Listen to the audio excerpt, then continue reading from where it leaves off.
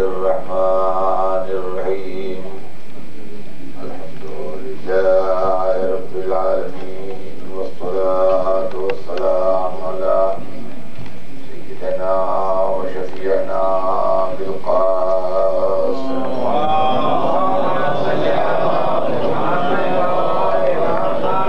المعصومين ولعنة الله على أعدائهم أجمعين يومنا هذا إلى يوم الدين.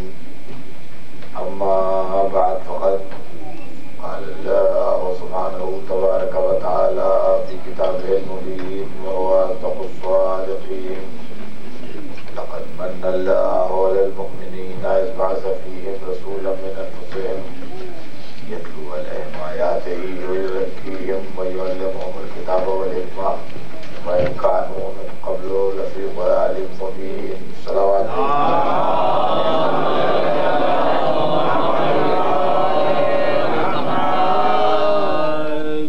ارشاد اقدس جناب رب العزت ہے کہ اللہ نے مومنین پر یہ احسان کیا ہے کہ انہی میں سے ایک کو رسول نبوت کیا جو ان کے نفسوں میں سے ہے، یعنی ان سے بہت زیادہ قریب ہے، تاکہ وہ ان کو اللہ کی آیتوں کی تلاوت کر کے سنائے، ان کے نفسوں کو پاک کرے اور ان کو کتاب و حکمت کی تعلیم دے، جبکہ اس کے پہلے وہ کھلی ہوئی گمراہی میں مبتلا تھے۔ سلسلہ کلام ذہن علی میں ہوگا۔ ہمارے آپ کے درمیان گفتگو کا موضوع یہ ہے کہ اسلام کی تاریخ میں بھی اور مسلمانوں میں بھی رسول کے خاندان والوں کو اور خود رسول کو وہ اہمیت، وہ عزت اور وہ رسپیکٹ نہیں دی جو دینا چاہیے تھی، اور ان کے ساتھ نہ تاریخ نے وہ سلوک کیا جس کے وہ مستحق تھے، اور نہ مسلم عوام نے وہ سلوک کیا جس کے وہ مستحق تھے۔ اس کے اسباب کیا ہیں؟ ایسا کیوں ہوا؟ جبکہ وہ تعظیم اور احترام اور عزت کے مستحق تھے تو کیا وجہ ہے کہ ان کو عزت نہیں دی گئی اور ان کو وہ احترام نہیں دی؟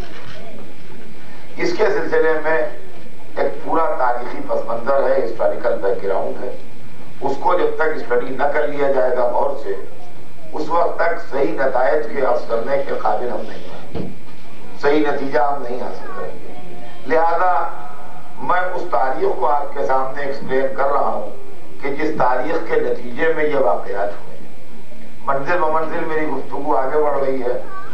میں نے آپ کو شروع میں یہ سنایا کہ رسول اللہ سے پہلے، اسلام آنے سے پہلے اس خاندان میں اور ایک دوسرے خاندان میں جس کا نام بنی امیہ تھا اختلافات رہے۔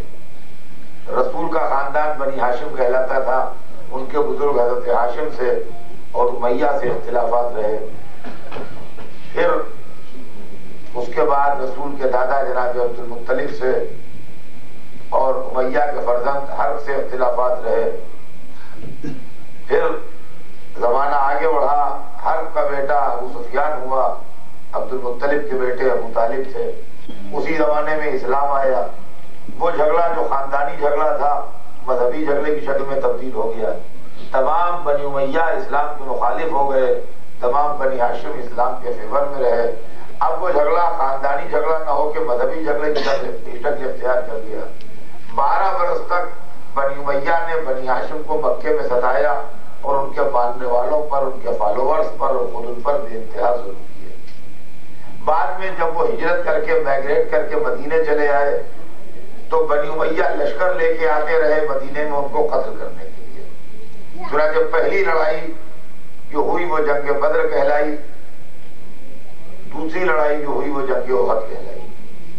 دونوں لڑائیوں میں سربراہی بنی امیہ کر رہے تھے کفر کی طرف سے، اور اسلام کی طرف سے مقابلہ بنی ہاشم کر رہے تھے۔ ان کے اور ان کے چاہنے والے اور ماننے والے تو تھے لڑائیوں میں، مگر مین جو لوگ تھے جن کے بیچ میں لڑائی ہو رہی تھی وہ ایک طرف بنی امیہ تھے جو کفار کی طرف سے لڑ رہے تھے، اور ایک طرف بنی ہاشم تھے جو خدا کی طرف سے لڑ رہے تھے۔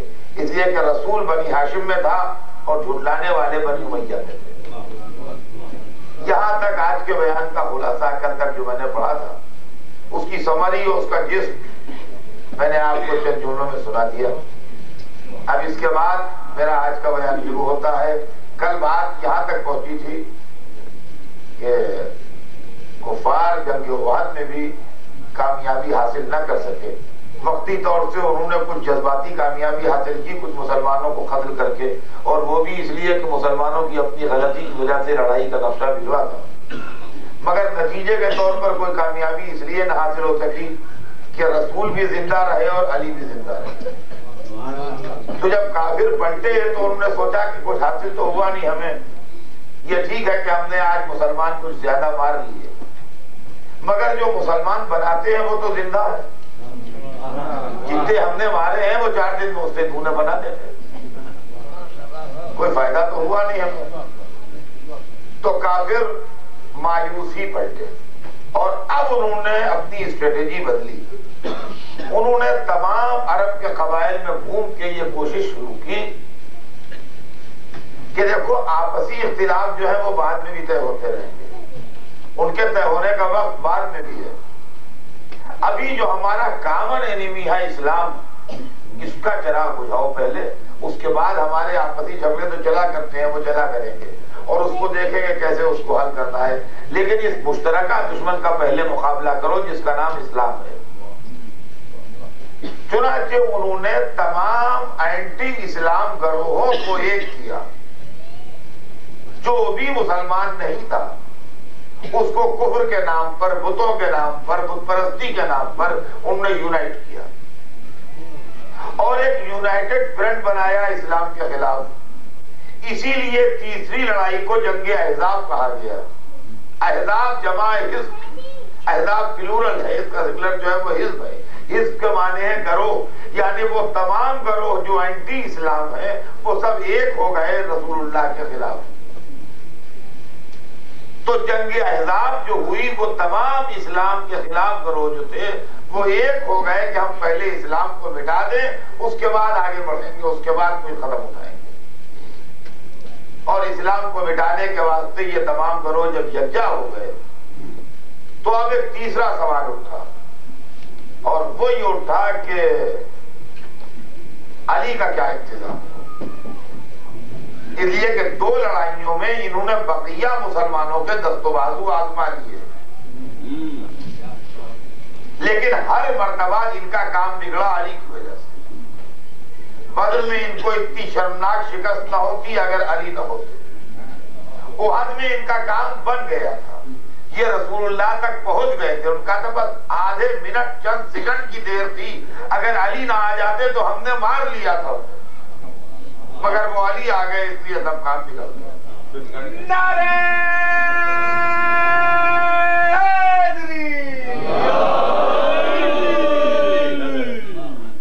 تو اب ضرورت اس بات کی بھی تھی کہ لشکر تو جائے مگر کوئی ایسا بھی جائے جو علی کو قتل کر سکے.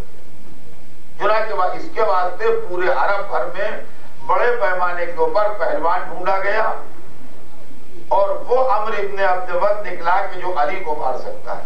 ان کے خیال میں وہ ایک ایسا آدمی تھا کہ وہ علی کو ضرور مار لے گا، اس لیے کہ میدان جنگ میں وہ 1000 آدمیوں کے برابر اکیلا سمجھا جاتا ہے. یہ ساری اسکیم اور یہ ساری پلاننگ اور یہ ساری محنت جو تھی یہ ابو سفیان کی تھی. ابو سفیان نے سب کو یونائٹ کیا، ابو سفیان نے سب کو جمع کیا، ابو سفیان نے سب کو اکٹھا کیا. ابو سفیان سب جگہ گیا، اپنی اسکیم سب کے سامنے سمجھائی اور لشکر لایا اور لشکر کا سربراہ ابو سفیان تھا. ابو سفیان 10,000 کا لشکر لے کے آیا اسلام کے چراغ کو بجھانے کے. اندر اس نے کانسپریسی کی مدینے میں بسنے والی یہودیوں کے ساتھ کہ جب ہم باہر سے حملہ کریں گے تو تم اندر سے غداری کرنا ان کے ساتھ. تاریخ بتاتی ہے کہ مسلمانوں پر بڑا شدید وقت تھا وہ.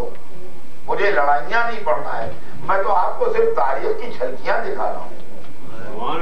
لڑائی پڑھنے کی بات ہو تو ایک مجلس بھی کم ہے ایک لڑائی سنانے کی. لڑائی پڑھنا مقصود نہیں ہے. اصل مقصد جو ہے میں آپ کو یہ دکھانا چاہتا ہوں کہ یہ کیا ہو رہا ہے اسلام کے ابتدائی دنوں میں. حضور کی حیات طیبہ میں. اس سے اندازہ لگائیے گا آپ بات کی تاریخ کا. حضور نے مدینہ کے باہر خندق کھدوائی اور اس کا مقابلہ کیا، وہ سب تاریخوں میں آپ نے پڑھا ہے اور مجلسوں میں آپ نے سنا ہے. اور اس کے بعد آخر میں وہ شخص جو 1000 آدمیوں کے برابر سمجھا جاتا تھا، وہ جمپ کر کے وہ خندق پھاند کے آ بھی گیا اور اس نے آن کے للکارا بھی. اور وہی ہوا کہ وہ جانتے تھے کہ علی کے سوا کوئی نکلے گا نہیں اور علی ہی نکلے. یہ بھی معلوم ہے کہ علی ہی نکلے. اب ایک بات ضرور آپ کی خدمت میں عرض کروں گا کہ جب علی نکلے تو جتنے مومنین تھے اور اسلام کے چاہنے والے تھے ان کے دل کی آرزو کیا ہوگی؟ سامنے کی بات ہے، اس میں کوئی بات نہیں. ہر مومن کے دل کی آرزو یہی ہوگی نا کہ علی جیت جائے. تو تمام مومنوں کی تمناؤں کا خلاصہ بن کے علی نکلے. اور جتنے کافر تھے ان کی تمنا کیا ہوگی؟ پر جتنے کافر تھے اور دشمنان خدا تھے ان کی آرزو کیا ہوگی؟ ان کی آرزو یہ ہوگی کہ عمر جیت جائے. تو جتنے دشمنان خدا اور دشمنان اسلام تھے ان کی تمناؤں کا نچوڑ تھا عمر، اور جتنے مومن تھے ان کے تمناؤں کا مرکز تھے علی. تو اب رسول نے جو یہ کہا کل ایمان کل کفر کے سامنے جا رہا ہے تو کیا بھیجا کہا؟ صلوات بھیجتے ہیں محمد.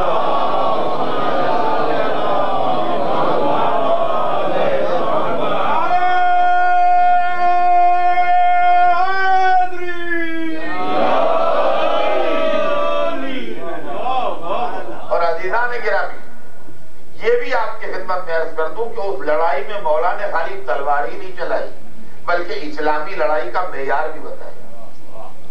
اسلامی لڑائی کا معیار یہ ہے کہ گردن کٹے مگر رشتہ محبت نہ کٹے.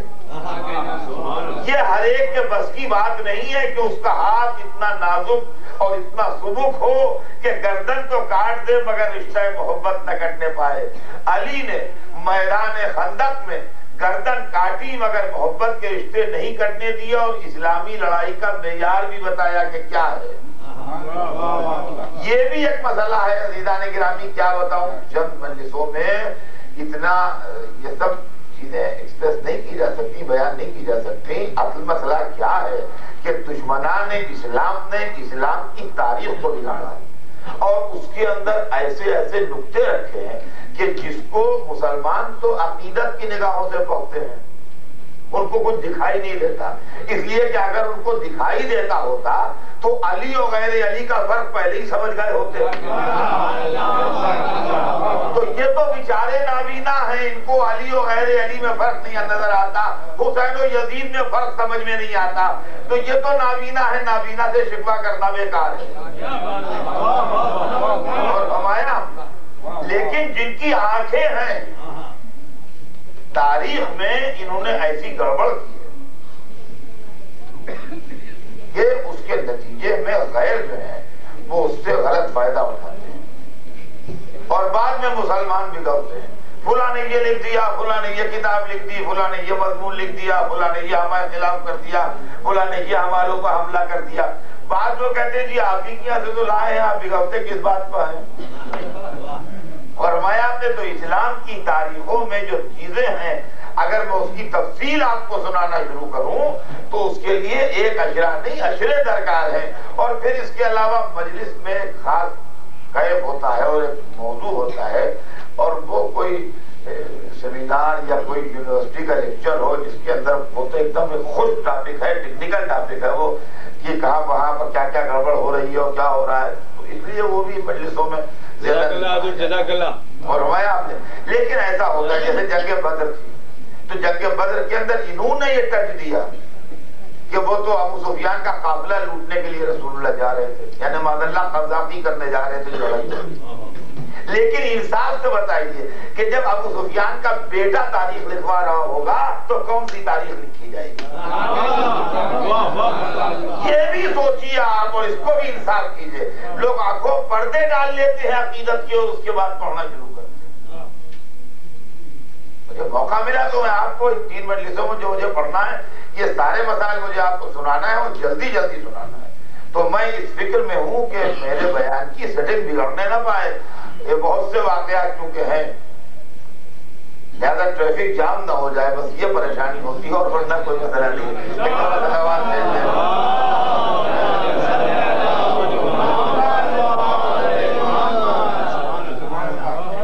تو تاریخ بتاتی ہے کہ مولا علی نکلے اور نکل کے انہوں نے اس دشمن خدا کو واصل جہنم کیا. لڑائی مجھے نہیں پڑھنا ہے، لڑائیاں پڑھوں گا تو پوری لڑائیاں ہی ہو جائیں گی. اس کو واصل جہنم کیا، ختم کیا اس کو. اور تاریخ بتاتی ہے کہ اس کے جسم کے اوپر بہترین سرہ تھی، بہترین خنجر تھے، بہترین تلواریں تھی اس کے پاس، بہترین اسلحہ تھا، اس لیے کہ وہ عرب کا مانا و بہادر تھا. بہت قیمتی اور بہت عمدہ اور بہت لاجواب اسلحہ تھا اس کے پاس. اور عرب کا رواج یہ ہے کہ میدان جنگ میں ایک اور ایک کے مقابلے میں جو جیت جائے وہ مقتول کا سارا سامان لیتا ہے اور اس کا مالک و وارث ہوتا ہے، وہ اسی کا حق ہے. اس میں کوئی اس میں کلیم نہیں کرتا. دوسرا جو ایک اور ایک کے مقابلے میں جا کے ایک کو مار دے تو جتنا سامان ہے اس کا سب سامان، اسلحہ، لباس سب وہ چنانچہ جو قتل کرتا ہے وہ سب سمیٹ کے لے جاتا ہے. مولا علی نے عمرو کو قتل تو کیا مگر چونکہ شان رسالت میں گستاخی کر رہا تھا لہذا اس کا سر کاٹا اور لا کے رسول اللہ کے قدموں پر ڈال دیا. لیکن اس کی قیمتی زرہ، اس کا بہت ہی قیمتی خنجر، اس کی بے مثال تلوار، اس کا پورا اسلحہ، اس کا لباس، جو کچھ بھی تھا وہ ویسے ہی اس کی لاش پر پڑا ہے یا اس کی لاش کے آس پاس پڑا ہے. اس سے مولا علی بولے ہی نہیں، اس سے بولے ہی نہیں. اچھا اس پر لوگوں کو حیرت بھی ہوتی ہے کہ کیوں نہیں بولے. ہمیں حیرت نہیں ہوتی، ہم یہ سوچتے ہیں کہ بھلا جناب امیر مردے کے مال پر نظر کریں گے.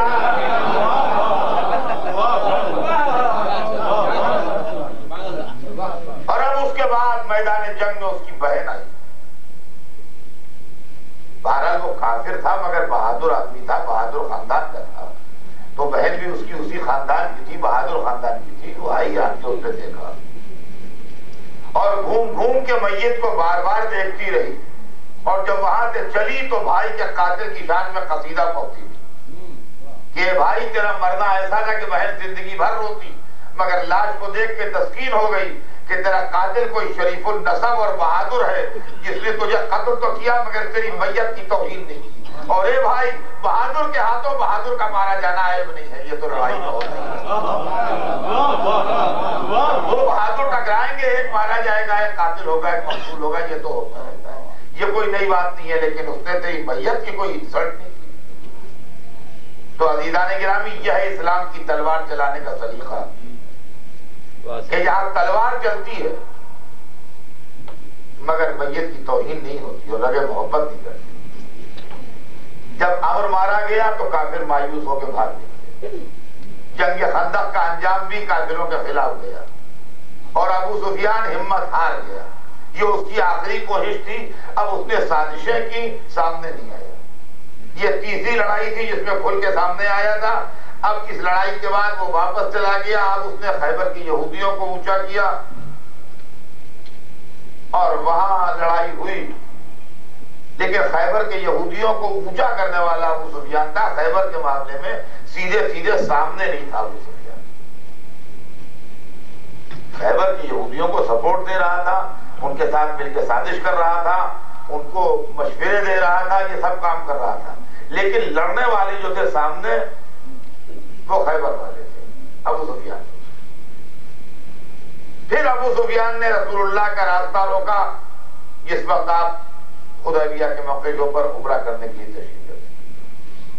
نہیں آنے دیا، مکے میں نہیں داخل ہونے دیا اور ایک صلح نامہ ہوا. اور صلح نامے کے بعد یہ مسئلہ کہ آئندہ سال جائیں گے حج کرنے کے لیے، عمرہ کرنے کے لیے بات ہوئی. سال بدلتے گئے، وقت گزرتا گیا، یہاں تک کہ سن 8 ہجری آ گئی. بس توجہ چاہتا ہوں عزیزان گرامی، جیسا میں نے عرض کیا کہ مجھے بہت کچھ آپ کو سنانا ہے اور بہت مختصر وقت میرے پاس رہ گیا ہے. سن 8 ہجری آ گئی. آغاز رسالت سے سن 8 ہجری تک 23 برس کی حضور کی تبلیغات ہیں. 12 برس مکے کے، 8 برس مدینے کے، 20 برس. 23 برس میں 20 برس ابو سفیان نے ایڑی چوٹی کا زور لگا کے پوری طاقت صرف کر کے اسلام کی مخالفت کی، لیکن چونکہ یہ دین خدا تھا، چونکہ سب سے بڑے رسول سے مقابلہ تھا، لہذا کامیاب تو نہ ہو سکا، مگر اس نے اپنی سی کی تو 20 برس مسلسل کوشش کے بعد وہ وقت آ گیا کہ ابو سفیان کی ہر طاقت جواب دے گئی اور اسلام ہر مرتبہ قوی سے قوی تر ہوتا گیا، یہاں تک کہ حضور سرور کائنات مکہ فتح کرنے کی نیت سے مکے کے قریب پہنچ گئے۔ توجہ چاہتا ہوں عزیزان گرامی، آج میرا بیان اس منزل پہ آئے گا جہاں سے اس کا رخ گھومے گا کہ ہمیں کدھر جانا ہے اور کیا عرض کرنا ہے۔ حضور مکے پہنچ گئے، فتح مکہ کا وقت آ گیا۔ تاریخ بتاتی ہے لشکر جب مکے کے نواح میں پہنچا تو شام قریب تھی، دشمن کا شہر تھا، اہل مکہ کافر تھے، پھر یہ بھی مقصود نہیں تھا کہ مکے میں زیادہ تلوار چلے، مکے کا احترام بھی مقصود تھا، لہذا سرور کائنات نے فرمایا کہ لشکر باہر رہے مکے کے، ہم کل سویرے داخل ہوں گے مکے میں۔ لشکر نے مکے کے باہر پڑاؤ کیا۔ ابو سفیان اور حضرت سرور کائنات کے چچا عباس، یہ دونوں ایک پہاڑ پر چڑھے۔ یہ واقعہ بہت توجہ سنیے گا، یہ واقعہ اپنے اندر بڑی اہمیت رکھتا ہے۔ رات ہو رہی تھی، شام ہو رہی تھی، سورج چھپ رہا تھا، لشکر اسلام پڑاؤ ڈال چکا تھا مکے کے باہر۔ یہ ابو سفیان اور عباس ابن عبد المطلب، یہ دو آدمی پہاڑ پر چڑھے۔ یہ واضح رہے کہ ابو سفیان کافر ہے، عباس مسلمان ہے، وہ بنی امیہ ہے اور یہ بنی ہاشم ہے۔ یہ بات ذہن میں رکھیے، یہ دونوں پوائنٹ ذہن میں رکھیے، ایک آدمی بنی امیہ کا، ایک آدمی بنی ہاشم کا، ایک آدمی کافر، ایک آدمی مسلمان، یہ دو آدمی پہاڑ پر چڑھتے ہیں۔ جنگ بعد ابو سفیان نے اپنی تجربہ کار نگاہوں سے حضور کے لشکر کا معائنہ کیا، دیر تک دیکھتا رہا۔ ساری زندگی میدان جنگ میں گزارنے والا ابو سفیان لشکر کا اندازہ لگانے میں بہت ماہر تھا کہ اس لشکر کی طاقت و تعداد کتنی ہے، اور جب اس نے اس لشکر کی طاقت و تعداد کا اندازہ لگا لیا تو اس نے عباس سے کہا کہ اوفو، توجہ کیجیے گا، یہ مس نہ کیجیے گا یہ جملے، اوفو تمہارے بھتیجے نے اتنی بڑی حکومت بنا لی۔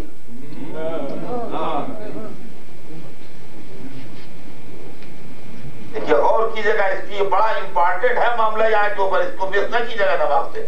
ابو سفیان حضور کا لشکر دیکھ کے کہتا ہے جو مکے کے باہر پھیلا ہوا ہے دور اندر نظر تک، کہ تمہارے بھتیجے نے بہت بڑی حکومت بنا لی۔ جیسے ہی کافر ابو سفیان نے یہ بات کہی، ویسے ہی مسلمان عباس نے اس کو کوہنی ماری، پہلو میں تو کھڑے بھی تھے، کوہنی ماری، ہاں ابھی تو دیکھ رہے کوہنی ماری، اور کہا بدبخت یہ حکومت نہیں نبوت ہے۔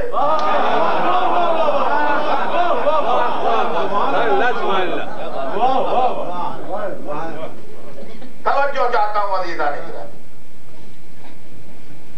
عباس نے ابو سفیان کو کوہنی ماری اور کہا بدبخت یہ حکومت نہیں نبوت ہے۔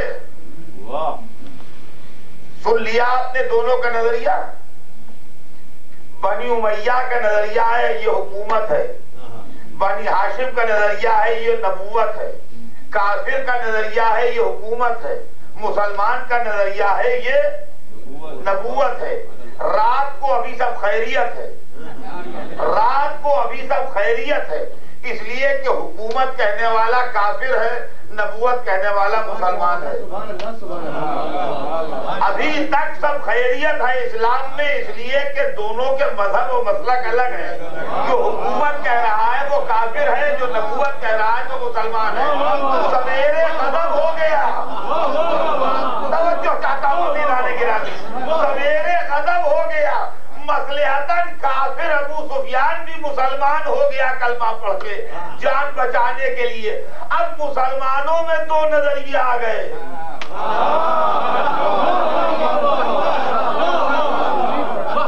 पहचानिए ये इस्लाम की तारीख का बड़ा अजीब पॉइंट है, इसको गौर कीजिए। अब मुसलमानों में दो नजरिए आ गए। एक मुसलमान वो जो इसको हुकूमत समझे, एक मुसलमान वो जो इसको नबूवत समझे।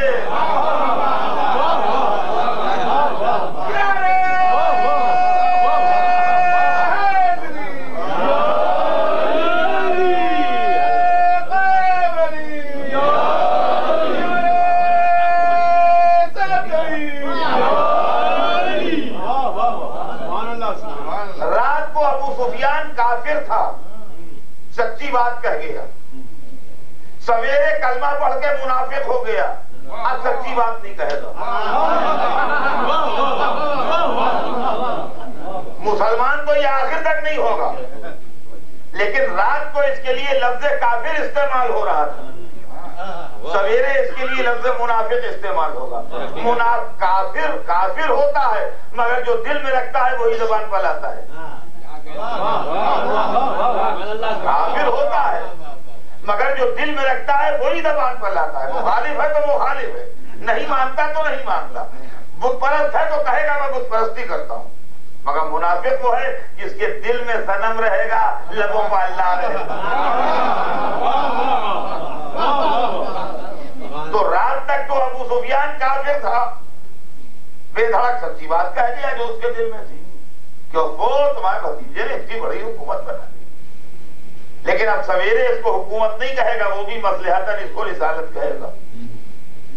तो अब मुसलमानों में दो तरह के लोग हो गए, एक हुकूमत वाले, एक रिसालत वाले। तवज्जो चाहता हूं मज़ीदान गिरामी, ये इस्लाम की तारीख है जिसको लोग छिपाते हैं। एक हुकूमत वाले, एक रिसालत वाले। मुश्किल ये है कि जिससे कहिए तो हुकूमत वाले वो बिगड़ जाएगा, जिससे कहिए तो हुकूमत वाले वो बिगड़ जाएगा कि तुम खुद होगे हुकूमत वाले, हम रिसालत वाले हैं। तो पता कैसे लगे कि खिचड़ी में कैसे छाटे कि हुकूमत वाले कौन, रिसालत वाले कौन।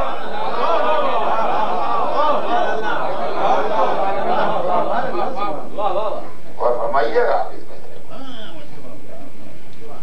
ये मसला बड़ा पेचीदा है।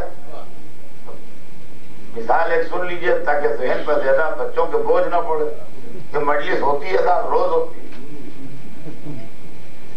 अब मैं ऐलान कर दिया आस्ताने वालों ने, मिसाल है, वाकया नहीं है। हाँ क्या ये साहब कल आपने पढ़ा था कहाँ है? अब मिसाल ऐलान कर दिया यहाँ लोगों ने कि अब कल से जो मजलिस होगी उसके अंदर बिरयानी बटेगी, बड़े उसमें प्लेटों में, और जो लोग आएंगे उनको कन्वेंस के लिए $100 भी दिए जाएंगे। तो बिरयानी भी इतनी कि पूरा खानदान खा ले और $100 भी कन्वेंस के लिए। एकदम से मजमा बढ़ गया, और इतना बढ़ गया कि जगह ये तो घर ढाल छोटा है, पूरा कंपाउंड जो है उसमें कहीं जगह नहीं रही। ये क्या मुसीबत है। लेकिन अब जिससे कहिए तुम बिरयानी के लिए आए हो, लड़ने मरने पर तैयार हो जाए, आए हो कि बिरयानी के लिए आप सुनने आए। अब न्याज मिल रही है माशाल्लाह, तो क्या छोड़ के चले जाए, बरक के ले जाए। मगर अंदाजा हमें हो गया कि इतने दिन से हम पढ़ रहे हैं, इतना मजमा ना आया, और एकदम से मजमा कैसे बढ़ गया, इख्तियार की मजलिस कितना बढ़ गया। ये बात समझ में ना आई कि इतना मजमा कैसे बढ़ जाएगा। अरे 10-5 आदमी बढ़ जाए, घट जाए, चलो वो तो होता है, लेकिन ये कि एकदम से मालूम है कि 10,000 आदमी आ गए, कल तक आते थे 400-500 आदमी, एकदम से 10,000 हो गए, तो इतना तो नहीं बढ़ सकता है। तो अब बानियाने मजलिस भी परेशान इसलिए कि वहाँ हुल्लड़ इतना है, लड़ाई झगड़ा जगह के लिए इतना है, हाल में शोर इतना है, बातें इतनी है कि जो हम पढ़ रहे हैं किसी की समझ ही में नहीं आ रहा है। बानियाने मजलिस भी परेशान है, साहब क्या करें, देखिए मजमा कंट्रोल ही नहीं हो रहा है। तो हमने कहा ना बांटिए, करेंगे कैसे ना बांटे, लोग इंसल्ट हो जाएगी, लोग कहेंगे गलत ऐलान किया इन्होंने और बांट नहीं पाए। तो फिर करीब में कोई पार्क वार्क है, कुछ है, कहाँ है, کہا تو ایسا کیجئے کہ ٹائم ایک ہی رکھیے، اعلان کر دیجئے کہ مجلس یہاں ہوگی، بریانی وہاں بنے گی،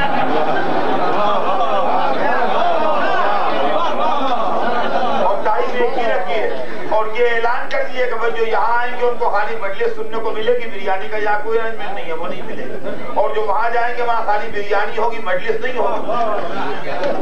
بس جیسے ہی اعلان ہوا ویسے ہی مجمع ڈیوائیڈ ہو گیا، جتنے مجلس والے تھے تھوڑے سے لوگ وہ یہاں رہ گئے، اور جتنے بریانی والی بھیڑ تھی سب وہاں چلی گئی۔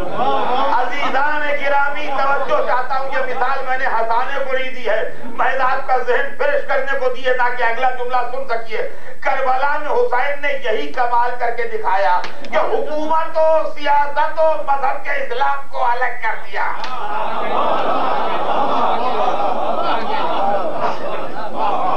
جب کھچڑی ہو گیا معاملہ، حکومت والے بھی اور دین والے بھی، تو اب کیسے الگ کیے جائیں؟ کہا کربلا کے میدان میں بلا کے دکھاؤں گا، میرے پاس سب کچھ ہے بس ایک حکومت نہیں ہے، یزید کے پاس کچھ نہیں ہے مگر حکومت ہے، پتہ لگ جائے گا دین والے کون ہے، حکومت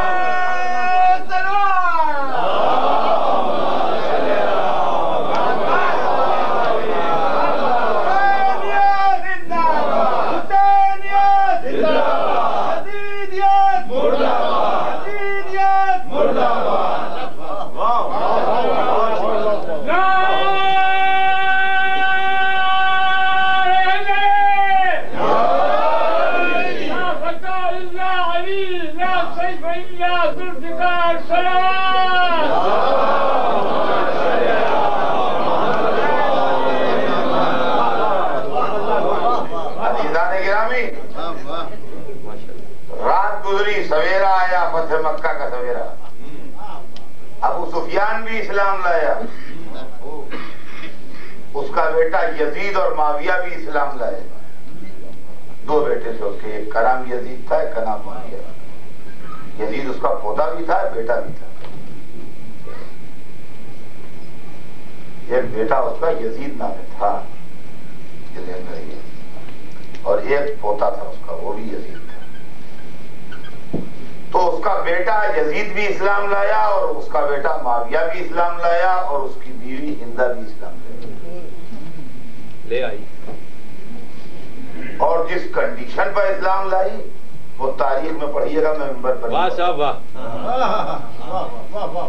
میں آپ سے عرض کرتا ہوں، میں آپ سے ریکویسٹ کرتا ہوں کہ یہاں تو یہ بات ہے نا کہ سارا مجمع پڑھے لکھوں کا ہوتا ہے، الحمدللہ، تو اب یہاں یہ دلیل نہیں چلے گی کہ ہم پڑھے لکھے نہیں ہیں، کہاں سے پڑھیں؟ پڑھے لکھے بھی ہیں، آپ کو وسائل بھی ہیں، ذرائع بھی ہیں، آپ کتابیں لائیے، پڑھیے، تحقیق کیجیے۔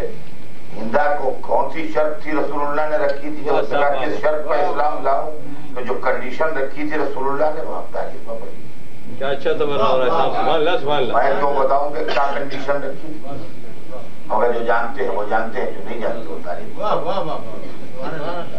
اور فرمایا آپ نے، لیکن تاریخ میں ہے وہ کنڈیشن موجود ہے۔ یہ سب مؤلفۃ القلوب کہلائے، یعنی جو دل سے اسلام نہیں لائے، حالات کے تقاضے میں، دباؤ میں حالات کے اسلام لے آئے۔ ہندا بھی مسلمان ہو گئی، ابو سفیان بھی مسلمان ہو گیا، اس کے بیٹے بھی مسلمان ہو گئے۔ یہ کب کا واقعہ ہے؟ سن 8 ہجری کا، فتح مکہ سن 8 ہجری میں ہے، تاریخ میں آپ کو مل جائے گا، فتح مکہ سن 8 ہجری میں ہے، یہ واقعہ سن 8 ہجری میں۔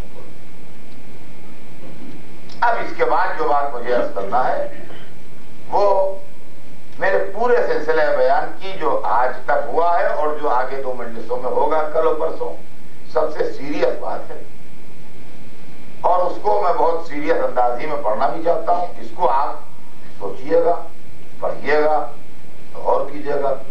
یہ نہ کسی شخص پر اعتراض ہے، یہ نہ کسی پہ کوئی برائی ہے، ہر آدمی دوسرے آدمی سے نظریاتی طور پر اختلاف کرنے کا حق رکھتا ہے، سے کوئی شخص بھی اختلاف کر سکتا ہے، لیکن میں جو بات کہہ رہا ہوں اس کے پیچھے دلیلیں ہیں، ایک سلسلہ میں نے آپ کو سنا کہ اتنا اب بات کہنے جا رہا ہوں کہ بنی امیہ کا خاندان پہلے سے رسول اللہ کے خاندان کا دشمن تھا، پھر جب اسلام آیا تو وہ اسلام کا دشمن ہو گیا، پھر اس نے رسول اللہ کی ہر طرح سے جو ممکنہ مخالفت ہو سکتی تھی وہ سب کی، حضور کو وطن سے نکالا، مسلمانوں کو قتل کیا، حضور کے خاندان والوں کا خون بھی بنی امیہ کی گردنوں پر ہے، اور میدان جنگ میں بے شک حمزہ قتل ہوئے، مگر میدان جنگ میں قتل ہونا اور بات ہے، اور قتل ہونے کے بعد میت کی توہین ہونا اور بات ہے۔ یہ بات اگر کوئی کہے کہ صاحب میدان جنگ میں ہار نہیں پھرائے جاتے ہیں، ایک دوسرے کو قتل ہی کرتے ہیں، تو یہ بات تو ٹھیک ہے، لیکن جب کوئی قتل ہو جائے تو اس کے بعد میت کی توہین کرنا یہ ایک الگ سے چارج لگے گا بنی امیہ کے اوپر، جنہوں نے حضرت حمزہ کی میت کے ساتھ بے ادبانہ سلوک کیا۔ تو یہ سب کام بنی امیہ نے کیے، اور سن 8 ہجری تک یہ پورا خاندان زبردست دشمن رسول رہا۔ بس اب اس کے بعد جو میں کہنے جا رہا ہوں وہ آپ بہت توجہ کہ جو خاندان نسلی رسول اللہ کا دشمن تھا اور جس نے 20 برس تک اسلام کی مخالفت کی تھی، جس کے ریکارڈ میں کوئی خدمات نہ تھے جز رسول کو جھٹلانے، مسلمانوں کو قتل کرنے، رسول اللہ کے خلاف لشکر لے جانے، اور رسول اللہ کے جان کے درپے ہونے کے علاوہ ان کی اور کوئی خدمت نہیں تھی جس کا ذکر کیا جائے۔ سن 8 ہجری میں جو خاندان مسلمان ہوا تھا، سن 18 ہجری میں اسی خاندان کے ایک فرد کو شام جیسے دور افتادہ علاقے کی گورنری مل گئی۔ یعنی سن 8 تک جو لوگ رسول اللہ کے سب سے بدترین دشمن تھے، سن 18 ہجری میں 10 برس کے اندر اندر برسر اقتدار آ گئے۔ میں ہر سچے مسلمان سے بغیر کسی عداوت کے، بغیر کسی مخالفت کے، بغیر کسی ایسی بات کے کہ جو کہا جائے کہ صاحب یہ تو اس وجہ سے بات کر رہے ہیں، میں ایک سمپل اور سادی بات پوچھنا چاہتا ہوں۔ میں یہ نہیں کہتا کہ مولا علی کیوں نہیں بنا دیے گئے گورنر، گورنر علی کے شان کے خلاف تھی، ان کی انسلٹ تھی، میں ان کا نام نہیں پیش کرتا ہوں۔ میں یہ بھی نہیں کہتا کہ سلمان کیوں نہیں بنا دیے گئے، ابو ذر کیوں نہیں بنا دیے گئے، مقداد و عمار کیوں نہیں بنا دیے گئے، وہ سب مولا علی کے گروپ کے تھے، ان کو نہیں بننا چاہیے تھا۔ اس لیے کہ میں اتنا جانتا ہوں کہ جس پارٹی کی گورنمنٹ ہوتی ہے اسی کے لوگ بنائے جاتے ہیں، اپوزیشن کے نہیں بنائے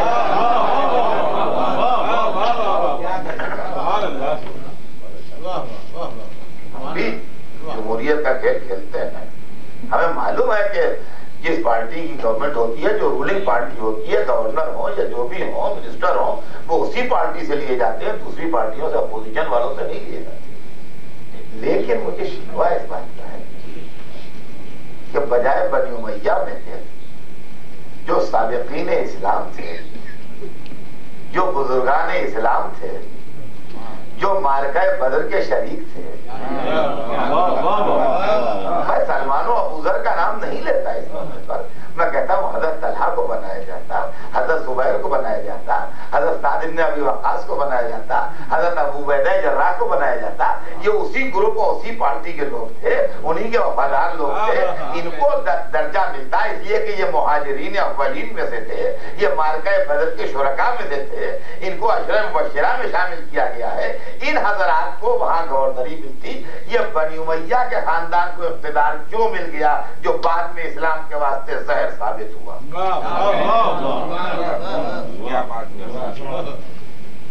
اور عزیزان گرامی، آپ تاریخ پڑھیے، تاریخ آپ کو سب بتا دے گی۔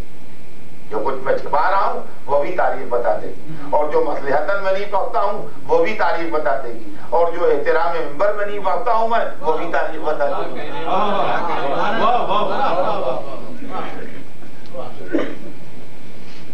پونے 2 برس کے بعد یزید ابن معاویہ وبا میں مر گیا۔ یزید ابن معاویہ کو گورنر بنایا گیا شام کا۔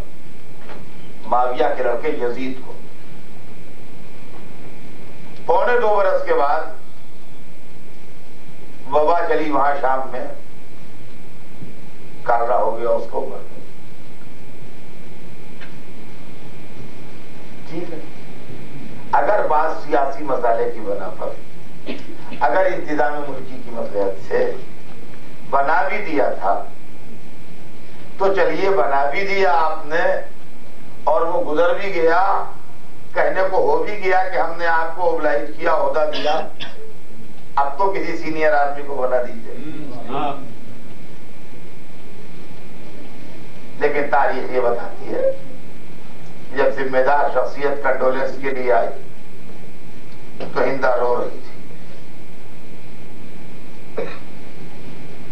اور عجیب عورت تھی. یعنی اگر کسی عورت کا ایک بیٹا مر جائے تو دوسرے کی زندگی کی دعا مانگے گی, مگر وہ عام عورتوں سے مختلف تھی. اس کے لیے اقتدار ہی سب کچھ تھا. وہ اپنے زندہ بیٹے کے لیے کہہ رہی تھی یہ مر جاتا وہ نہ مرتا. معاویہ کے لیے کہہ رہی تھی یہ مر جاتا وہ نہ مرتا, اس لیے کہ یہ بیکار گھوم رہا ہے, وہ گورنر تھا.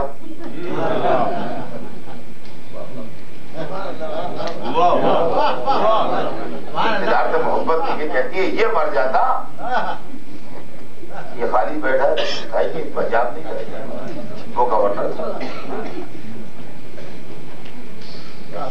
تو انہوں نے فرمایا کہ نہیں تم پریشان نہ ہو, ہم اس کو اس کی جگہ بنا. واہ صاحب, انہوں نے فرمایا واہ واہ واہ واہ واہ واہ. تاریخ میں چنانچہ بھائی کو بھائی کی جگہ پر گورنری مل گئی. کیا بات ہے. اور بعد میں پھر اسی شام سے سب کچھ ہوا.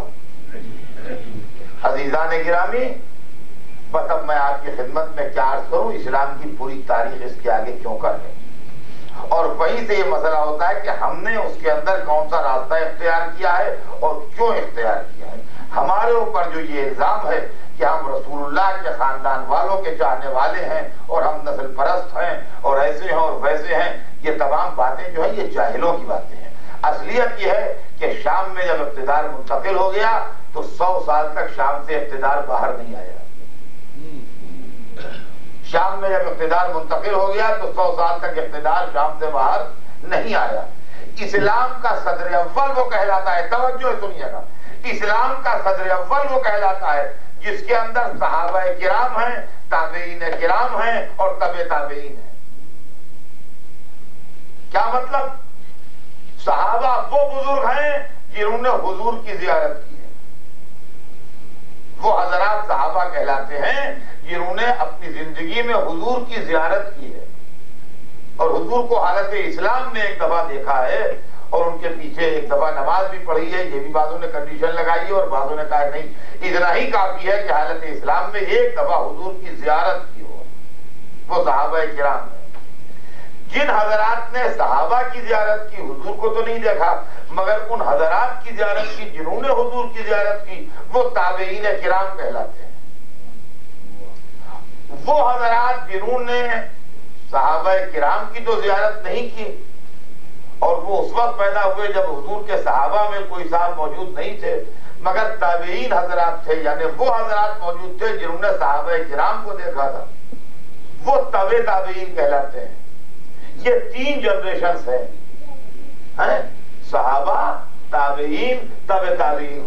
یہ اسلام کی ٹرمینالوجی ہے, اس کو غور سے سن لیجیے گا, یہ بڑی امپارٹنٹ ہے بات. صحابہ, تابعین, تبع تابعین, یہ 3 حصے ہیں, 3 جنریشنز ہیں. صحابہ وہ لوگ ہیں جنہوں نے رسول اللہ کی زیارت کی, تابعین وہ لوگ ہیں جنہوں نے صحابہ کی زیارت کی, تبع تابعین وہ لوگ ہیں جنہوں نے حضرات تابعین کو دیکھا. یہ 3 جنریشن والا پیریڈ جو ہے یہ اسلامی تاریخ میں مکہ مدینہ ہے. یعنی جیسے مکہ مدینہ ہولی سٹی کہلاتے ہیں, مقدس شہر کے سارے شہر اور ہیں ان کا احترام, ویسے کہتے ہیں یہ پیریڈ جو ہے اس کا احترام کرو, اس کے خلاف کچھ نہ بولو. یہ صدر اول ہے, اس کا نام اسلام میں صدر اول ہے. اسلامی ٹرمینالوجی میں یہ صدر اول کہلاتا ہے, صدر اول ایک نام. اور اس صدی کو جس میں یہ گزرے ہیں خیر القرون کہا جاتا ہے، یعنی بہترین صدی، سمجھے آپ؟ بیسٹ سینچری، یہ ہے معاملہ خیر القرون، اور اس کے گرد احترام کا ایک حالہ بنا دیا ہے۔ خبردار، ہاں تو ان کے لیے کہہ رہے ہو خبردار خیر القرون، ہر صدر اول کے لیے۔ اس طریقے سے یہ ساری اسکیمیں اس لیے ہیں کہ ہماری زبان کا قفل ڈال دیے جائیں اور سچائیاں گھر کے سامنے نہ آئیں۔ خبردار، اندر نہ جھانکنا کیا ہو رہا ہے، باہر ہی باہر رہو، اندر جھانکے تو اندھے ہو جاؤ گے، یہ معاملہ ہے حضور۔ اب سوال یہ پیدا ہوتا ہے کہ جتنے راوی ہیں ابتدائی صحابی، جتنے تابعین ہیں، جتنے تابعین ہیں، یہ سب ہیں اموی پیریڈ میں۔ اب آپ مجھے علمی اعتبار سے بتائیے، آپ پڑھے لکھے لوگ ہیں، کہ ہم اس تاریخ پر، اس تفسیر پر، اس حدیث پر، اس تشریح اسلام پر، اس تفسیر قرآن پر کیسے اعتبار کریں جو ایسے لوگوں کی نگرانی میں لکھا جائے جن کے دلوں میں اسلام کے معنی حکومت ہو؟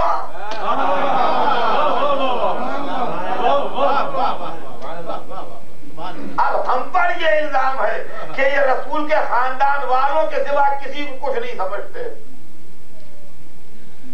یہ تو صرف آل رسول کیا کرتے ہیں۔ ہمارا جواب سنیے کیا ہے، ہمارا جواب بھی تو سن لیجیے کیا ہے۔ ہم سب کا احترام کرتے ہیں، یہ الزام ہم کا غلط ہے، ہم الزام سے انکار کرتے ہیں۔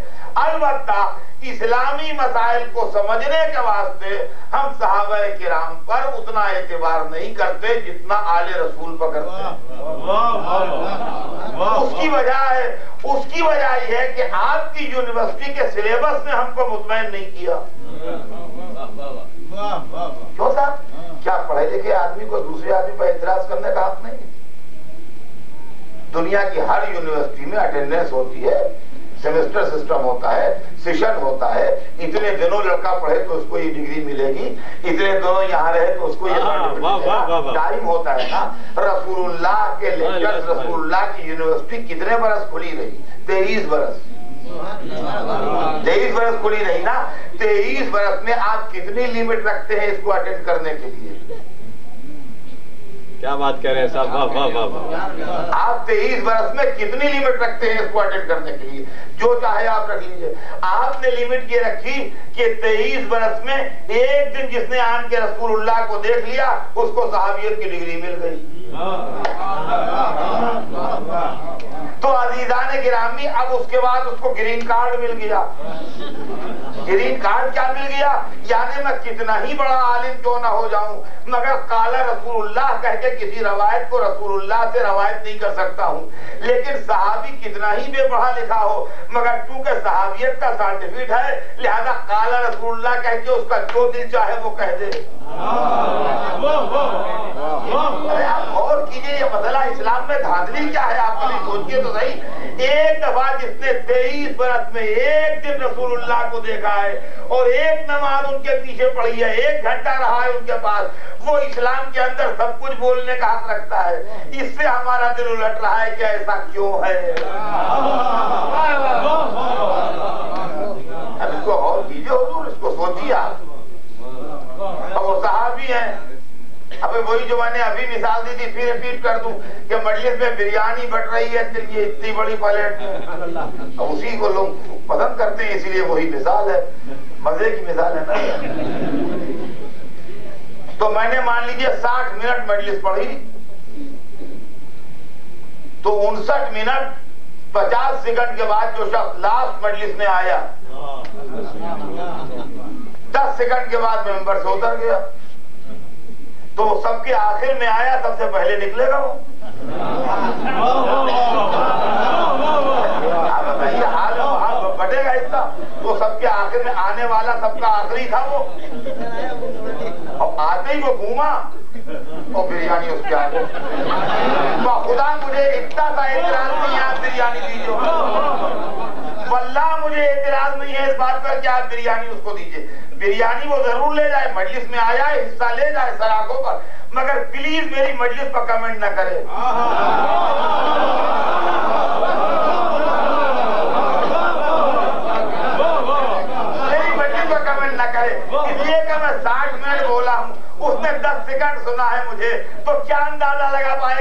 نے کیا پڑھا ہے؟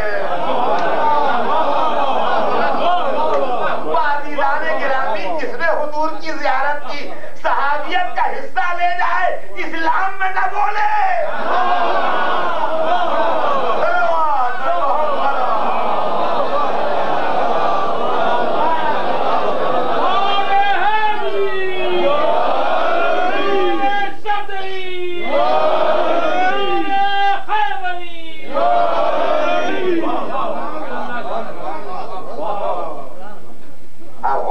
یہ بات غلط تو نہیں ہے، ہمارا کہنا یہ ہے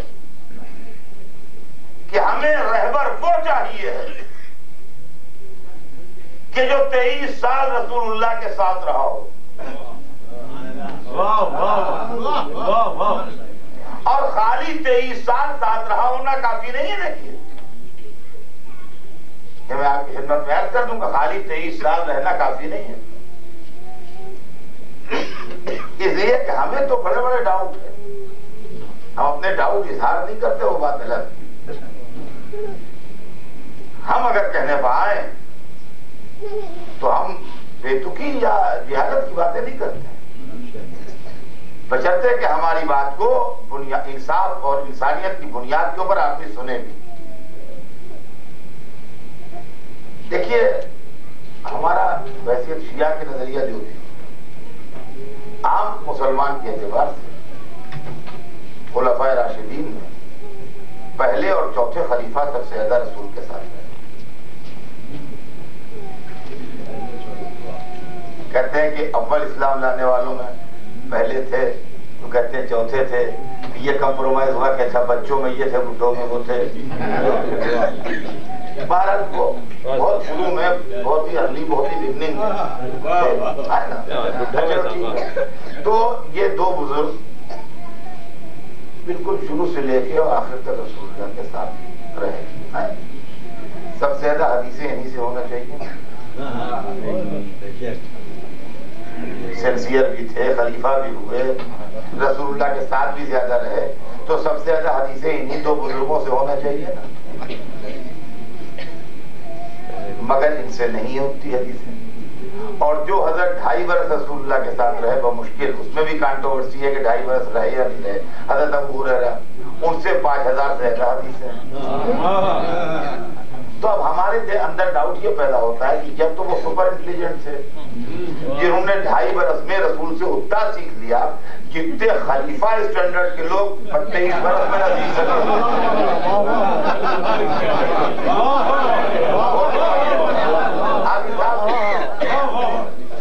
یا تو وہ سپر انٹیلیجنٹ تھے وہ کہ بھائی وہ اتنا سیکھ لیا 2.5 برس، یہ لوگ 23 برس میں اتنا سیکھ پائے، تو بھی خلیفہ ان کو ہونا چاہیے، ہے نا، اس لیے کہ وہ زیادہ قابل تھے اور خلافت صاحب۔ اور اگر وہ ایسے انٹیلیجنٹ نہیں تھے تو پھر اسلام کے اندر جو حدیثیں ان کے نام تھے یہ کیا ہیں؟ تو اب ہم کس پر اعتبار کریں، کس پر اعتبار نہ کریں؟ لہذا ہمیں ایک مرکز اعتبار تو ڈھونڈنا ہی ہے عزیزان گرامی۔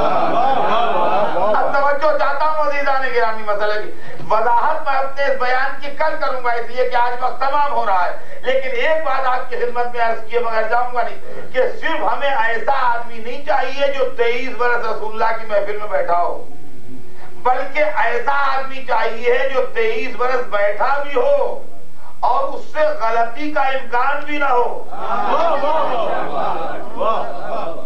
اس لیے کہ آپ بھی بڑی توجہ، بڑی محبت سے میری مجلسیں سن رہے ہیں، لیکن میں نے کل جو مجلس پڑھی ہے آج آپ مجھے ریپیٹ کر کے سنا سکتے ہیں کہ میں نے کیا پڑھا ہے؟ سبحان اللہ حضور، سبحان اللہ، سبحان اللہ، الحمدللہ۔ دیکھیے 24 گھنٹے کا ٹائم ہے، زیادہ نہیں ہے۔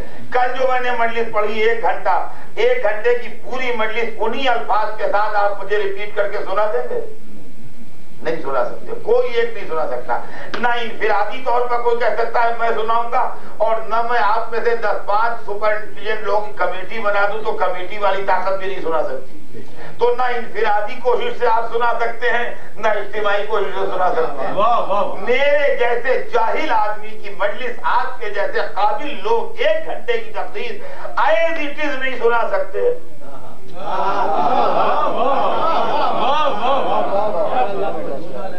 اور ہمیں آپ نے تو سرور کائنات جیسے سب سے بڑے رسول کی کی 23 برس کی تبلیغ اہل جاہلیت سے آئے ہوئے لوگ کیسے یاد رکھیں گے؟ کیا گارنٹی ہے اس اسلام کی جس کے آپ کلمہ گو ہیں؟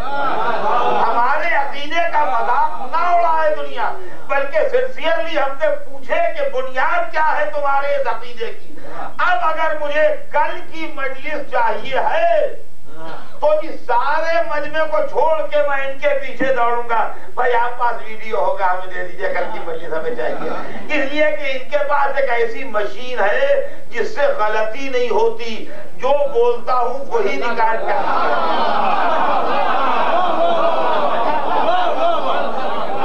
یہ ممکن نہیں ہے کہ میں کہوں شام اور اس میں رات ریکارڈ ہو جائے، میں کہوں سویرا اور اس میں دن ریکارڈ ہو جائے، یہ ممکن نہیں، جو منہ سے نکلے گا وہی ریکارڈ ہوگا۔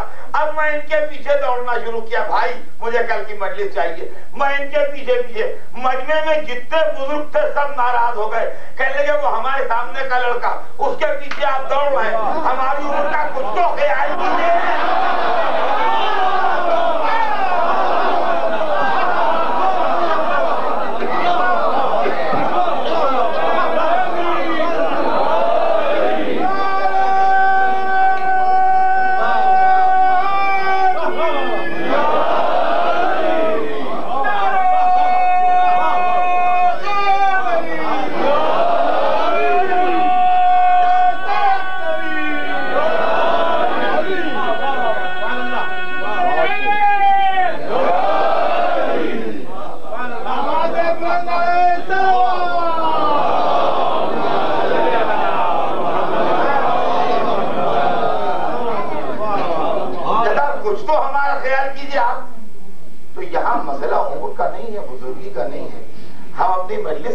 وہی جو ہمارے منہ سے الفاظ نکلے وہی ہمیں مل جائیں۔ صاحب واہ واہ واہ، آپ نے لہذا ہم اس وقت کے بعد کہے جس کے بعد ایک ایسی شے ہے جس میں غلطی کا امکان نہیں۔ اب سمجھے آپ کہ ہم امامت کے ساتھ عصمت کے کیوں قائل ہیں؟ عصمت وہ طاقت ہے جس میں غلطی کا امکان نہیں ہے۔ ہم خالی علی کو نہیں مانتے ہیں، معصوم علی کو مانتے ہیں۔ لیکن سمجھ لیجیے آپ مسئلے کو، علی اگر خالی علی ہوتے، اگر علی خالی علی ہوتے تو ہمارے لیے بزرگ ہو سکتے تھے، مگر اس طرح کے رہبر نہ ہوتے جیسے آج ہیں۔ علی عصمت کے ساتھ علی ہیں، اس لیے ہم ان کو مانتے ہیں۔ جو رسول کہہ رہے ہیں عصمت ایز اٹ از ریکارڈ کر رہی ہے، فرق نہیں ہے۔ مال کی تفصیل انشاءاللہ کل سناؤں گا۔ یہاں میری مجلس ایک صاحب نے سنی، پہلے تو انہی میں کچھ تبدیلی آئی، جتنا وہ یاد رکھ سکے اتنا یاد رکھا، جتنا بھول گئے اتنا بھول گئے۔ انہوں نے جا کے باہر سنائی ایک صاحب کو جو یہاں نہیں آئے تھے کہ بھائی اکر صاحب بہت اچھی مجلس پڑھ، ان کا کیا پڑھے کا یہ پڑھے، ان کا بات اچھا بہت عمدہ۔ انہوں نے ایک اور کو سنائی، کچھ اور بدلا، کچھ اور بدلا، یہاں تک کہ کل گھوم کے جب وہ مجلس مشتق آئی تو بالکل بدل چکی تھی۔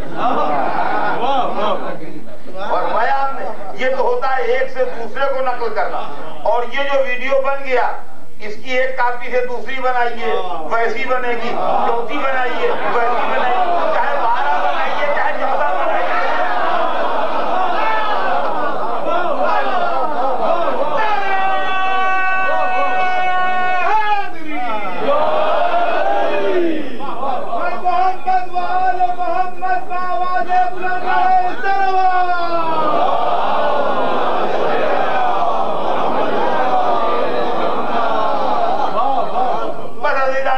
بات تمام ہو رہی ہے، اللہ کی طرف سے دین آ رہا ہے، اللہ دین بھیج رہا ہے، لانے والے جبرائیل معصوم، تبدیلی کا امکان نہیں، رسول جس کو لا کے دین پیش کیا گیا وہ معصوم، تبدیلی کا امکان نہیں، عصمت کے ذریعے آیا، معصوم کو ملا، معصوم نے سنایا، بس میں ایک معصوم بیٹھا ہوا ہے، اس نے سنا ایز اٹ از آیا، اس کے بعد ایک سے دوسرا، دوسرے سے تیسرا، تیسرے سے چوتھا، یہ سلسلہ 12 تک گیا۔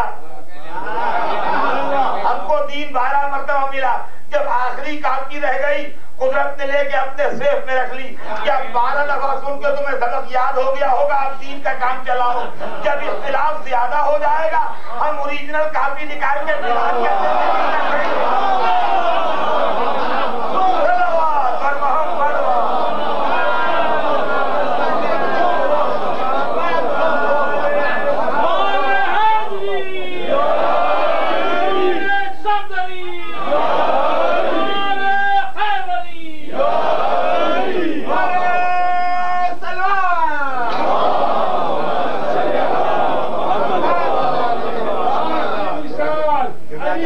معجزہ ہے، ایک معجزہ قرآن ہے، ایک معجزہ علی، نعرہ حیدر!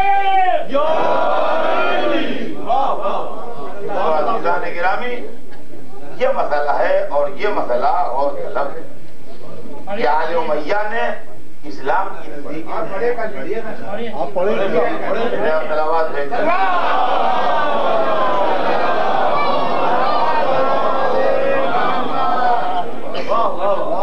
چند منٹ جیسا کہ آپ فرما رہے ہیں کچھ ایک دفعہ اور سلامات بھیج.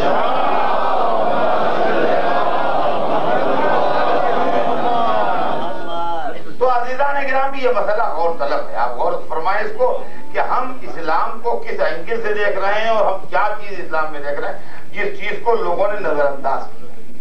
یعنی بنی امیہ کا برسر اقتدار آنا اور بنی امیہ کا پورے نظام اسلامی پر قابض ہو جانا، اس نے اسلام کا پورا کانسیپٹ ہی بدل دیا، تصور ہی بدل دیا. اب رہ گیا یہ کہ اگر ہم اس کے متعلق وضاحت کرتے ہیں یا کہتے ہیں تو کبھی ہم پر یہ الزام لگتا ہے کہ یہ مناظرہ پڑھ رہے ہیں، کبھی یہ الزام لگتا ہے کہ آپس میں اختلافات کو ہوا دے رہے ہیں. یہ اختلافات کو ہوا دینے والی بات نہیں ہے، خالص ایک علمی اور خالص ایک تحقیقی اور اکیڈمک بات ہے جس کو آپ یہ کہہ کے کم مرتبہ نہ کیجئے کہ آپ جھگڑے کی بات کرتے ہیں. جھگڑے کی بات نہیں ہے. مسئلہ یہ ہے کہ ہم جو مسلمان ہیں تو ہم آج کے مسلمان ہیں، 1956 کے 96 کے مسلمان ہیں. ہم کچھ اپنا خرچ کر کے مسلمان ہیں، اپنے خرچے پر مسلمان ہیں. آپ غور کیجیے گا، ہم اپنے خرچے پر مسلمان ہیں، کچھ رسک لے کے مسلمان ہیں. ہم ہندوستانی مسلمان ہیں. ہم کبھی کبھی ایسا محسوس کرتے ہیں کہ ہم گھر تک زندہ پہنچیں گے بھی کیا نہیں. ہم جس گھر میں بیٹھے ہیں سویرے اسی گھر میں ہوگا یا کسی کیمپ میں ہوگا یا کسی اسپتال میں ہوگا، یا ہم زندہ بھی ہوں گے، سویرا کا سورج ہم دیکھیں گے بھی کیا نہیں دیکھیں گے. اس کے بعد بھی ہم مسلمان ہیں. اس کے بعد بھی ہم مسلمان ہیں. تو کہے کے لیے مسلمان ہیں؟ کیا دے دیا اسلام نے جو ہم مسلمان ہیں؟ ارے اسلام کیا؟ صراط مستقیم ہے، سچا دین ہے، آخرت ہے، محشر ہے، خدا ہے، رسول ہے، قیامت ہے. اس لیے مسلمان ہے کہ آخرت میں جنت ملے گی، نعمتیں ملے گی. اچھا تو آخرت کے لیے مسلمان ہے تو دنیا میں سب کچھ گنوا کے بھی آخرت کے لیے مسلمان ہے. تو اب ہم ڈبل رسک نہیں لے سکتے کہ یہاں بھی رسک لیں وہاں بھی رسک لیں. کیا آپ انصاف سے بتائیے، ہم ڈبل رسک نہیں لے سکتے کہ ہم یہاں بھی رسک لیں اور وہاں بھی رسک لیں. کہ صاحب یہاں بھی ہماری جان کو خطرہ رہے اور وہاں بھی ڈرتے رہے پتہ نہیں بخشے جائیں کہ نہ بخشے جائیں، خدا جانے ادھر گئے تو ادھر گئے. لہذا اس کے اندر بالکل تو ہم اسلام کے ہر معاملے کو ٹھوک بجا کے دیکھ لیتے ہیں کہ ٹھیک ہے کہ نہیں. کہ جو بڑے بڑے نام لیے جا رہے ہیں، جو بڑا احترام کیا جا رہا ہے، اسلام کے اندر یہاں سے وہاں تک ہمیں پورے معاملات میں خطرناک معاملات ملتے ہیں. کہ بالکل صاف صاف میں آپ سے بات عرض کر رہا ہوں. اب آپ اس کو چاہے مناظرانہ بیان کہیں، لیکن آپ یہ غور کیجئے کہ علمی اعتبار سے ہم کس اسلام پر اعتبار کریں. وہ جو بنی امیہ کے نمخاروں نے ہمیں بتایا، وہ جو ایمان فروشوں نے ہمیں بتایا، ہم کیسے اس کو بھروسہ کر لیں کہ یہ اسلام صحیح ہے؟ لہذا ہمیں ضرورت ایک ایسے اسلام کی تھی کہ جس اسلام کے اوپر ہمیں پورا پورا اعتماد و بھروسہ ہو کہ اس کے اندر کوئی غلطی نہیں ہے.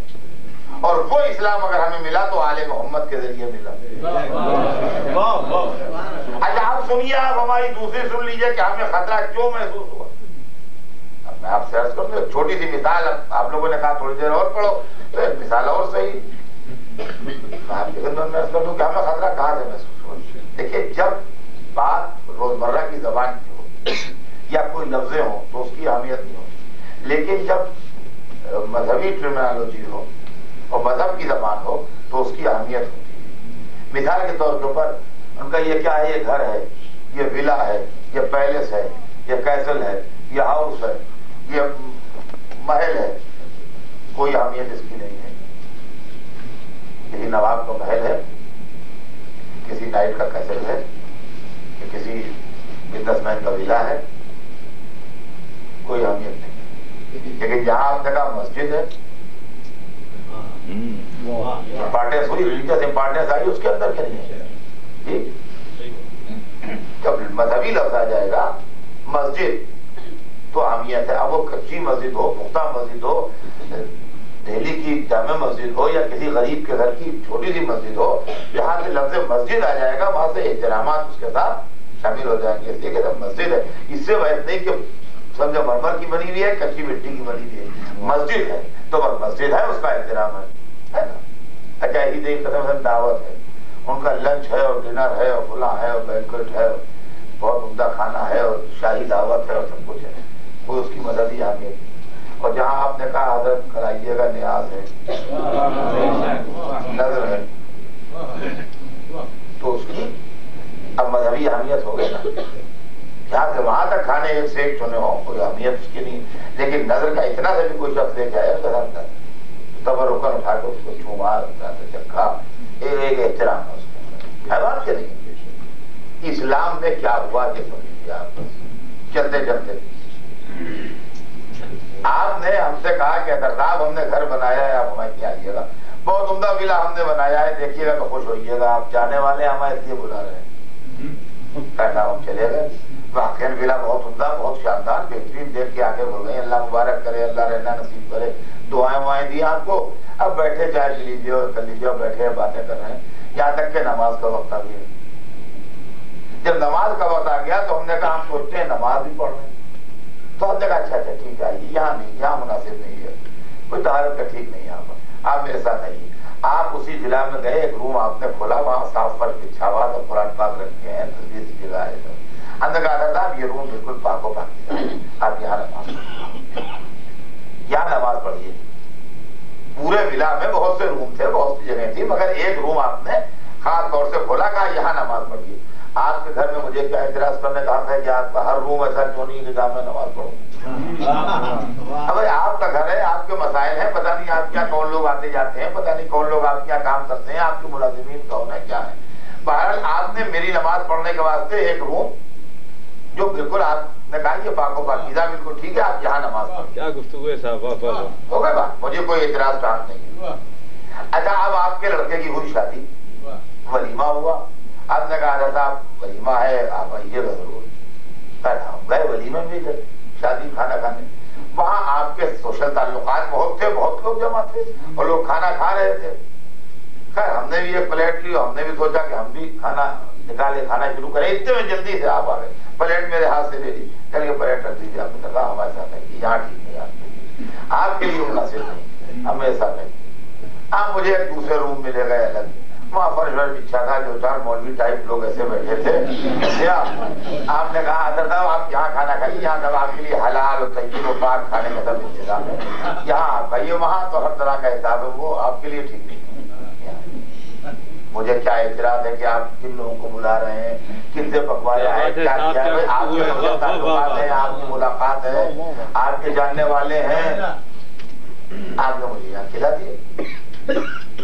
اس پر مجھے کوئی اعتراض نہیں، بھائی ٹھیک ہے، ہمارے لیے آپ نے بالکل پاک و پاکیزہ حلال و طیب انتظام کیا ہے الگ کا، آپ لوگوں کا انتظام ادھر ہے، وہاں بٹھا کے ہم نے کھانا کھلا دیا، ہمیں اعتراض کا حق نہیں. تو ان دونوں موقعوں پر تو ہمیں اعتراض کا حق نہیں. اب آئیے ہمیں اعتراض کا حق کہاں پیدا ہوتا ہے، سنیے وہ بھی سن لیجیے. آپ نے کہا تھا صاحب ہم نے مسجد بنوائی ہے، گھر نہیں بنوایا ہے، مسجد بنوائی ہے. کبھی آئیے دیکھیے، بہت محنت سے اور تمنا تھی کہ ایک مسجد ہم بھی بنوائے ہوں، بڑے ثواب پڑے تھے کتابوں میں. ہم نے مسجد بنوائی ہے، ایک دن آئیے مسجد میں ہمارے یہاں.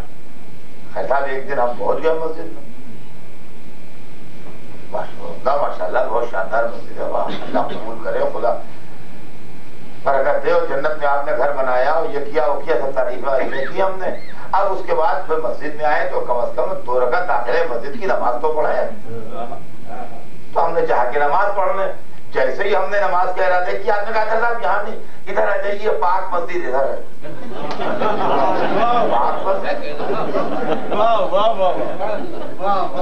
پاک مسجد کیا مطلب ہے؟ مسجد کا مطلب تو جہاں تک مسجد کا لفظ جائے گا وہاں تک پاک ہو. یہ کیا کہ آپ ادھر آ جائیے، یہ پاک مسجد ہے، بقیہ مسجد نجس مسجد ہے. کیا مسجد میں بھی نجس پاک ہوتا ہے؟ غور کیجیے گا. آپ نے ہمیں دعوت میں بلایا تھا ولیمے میں، تو آپ نے الگ روم میں کھانا کھلا دیا تھا، یہ سب حلال و پاک ہے. ادھر اب آپ نے ولیمے میں نہیں بلایا، آپ نے کہا ہمارے کیا نظر ہے، آئیے گا، نظر مولا میں آئیے گا۔ ہم پہنچ گئے اور جیسے ہی ہم نے کھانا چاہا، آپ نے ٹھہر جائیے ترنا بھی حلال نظر ادھر ہے، کیا نظر نہیں آج میری حلال حرام ہوتا ہے۔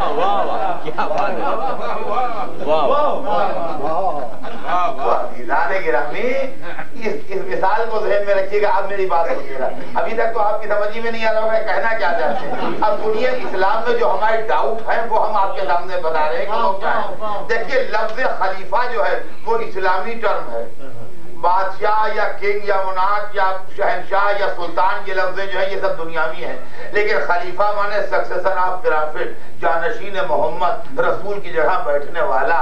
لفظ خلیفہ جو ہے وہ مذہبی لفظ ہے، وہ دنیاوی لفظ نہیں ہے۔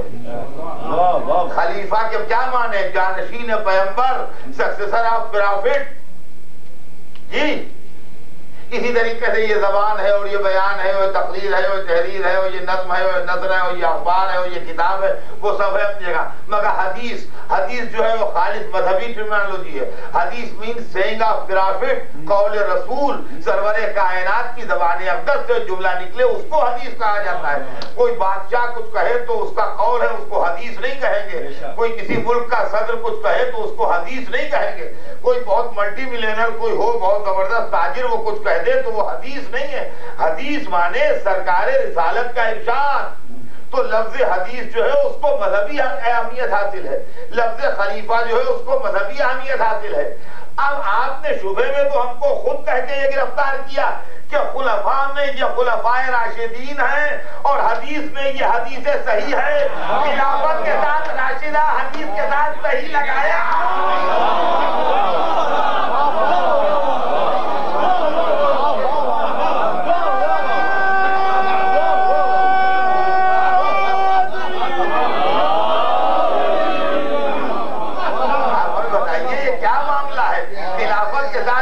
لگنا ایسا ہی ہے جیسے مسجد کے ساتھ پاک لگائیے، اور حدیث کے ساتھ صحیح لگنا ایسا ہی ہے جیسے نیاز کے ساتھ حلال لگائیے۔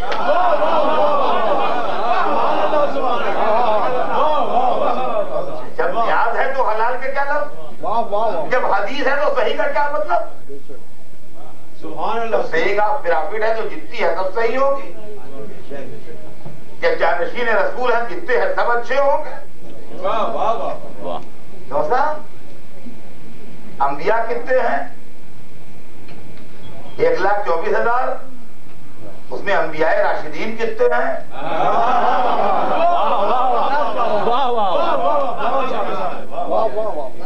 اب بتائیے مجھے، انبیاء کی تعداد تو بہت ہے، خلفاء سے کہیں زیادہ ہے۔ 1,24,000 پیغمبر ہیں، تو ہم پوچھتے ہیں کہ 1,24,000 کی فگر تو ہے، اس میں پیغمبران راشدین کتنے ہیں؟ 5 ہیں، 10 ہیں، 12 ہیں، 15 ہیں، کہے ہیں جو رشد و ہدایت کے راستے پر چلتے رہے، بالکل ٹھیک اور گمراہ نہیں ہو گئے۔ ان کا کیا بکرے ہو؟ 1,24,000 کے 1,24,000 سب راشد ہیں۔ قرآن میں آیتیں کتنی ہیں؟ کہیں گے 6,666، 6666 کی فگر یاد رکھیے، ہمیشہ نہیں یاد رہے گی، بھولیے گا نہیں۔ اچھا تو اس کے اندر صحیح آیتیں کتنی ہیں؟ ارے توبہ توبہ، قرآن میں صحیح ہے، ہر نقطہ صحیح، ہر آیت صحیح۔ تو جب قرآن پورا صحیح ہے، انبیاء سب راشد ہیں، تو خلفاء میں غیر راشد و حدیث میں غیر صحیح کہاں سے آ گئے؟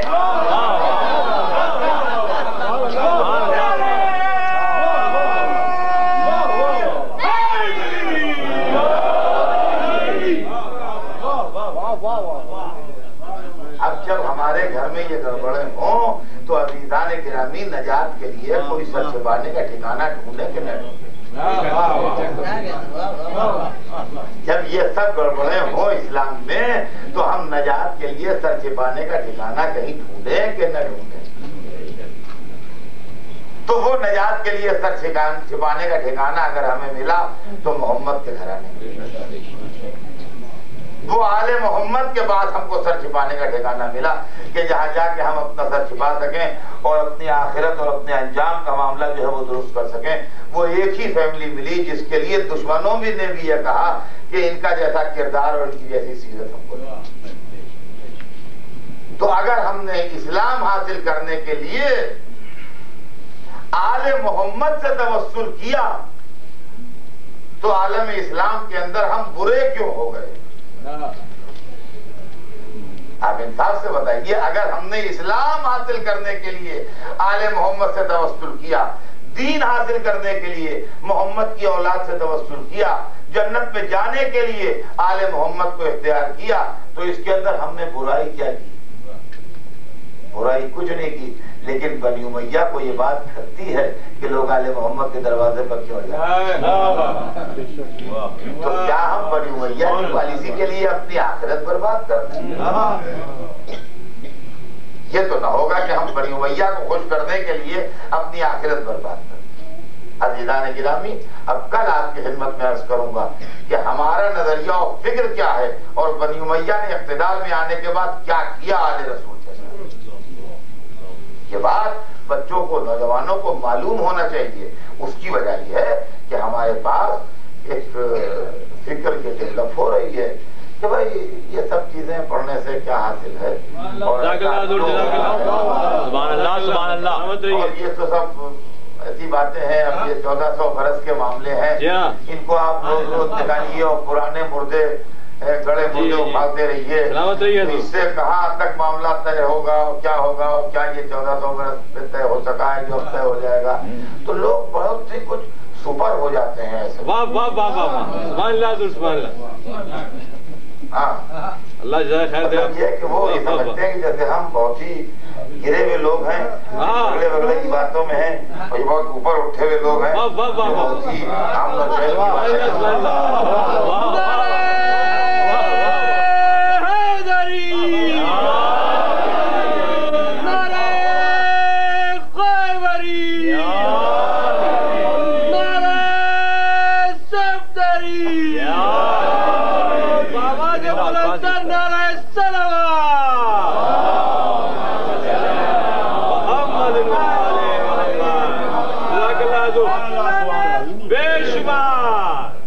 تو یہ مسئلہ جو ہے عزیزان گرامی، یہ مسئلہ ایسا نہیں ہے، ہم بھی وہی حربہ استعمال کرتے ہیں جو وہ ہم کرتے ہیں، وہ ہم کو ڈیمورلائز کرنا چاہتے ہیں۔ ہم اتنے پرانے ہو چکے ہیں کہ ان باتوں سے کہاں ڈیمورلائز۔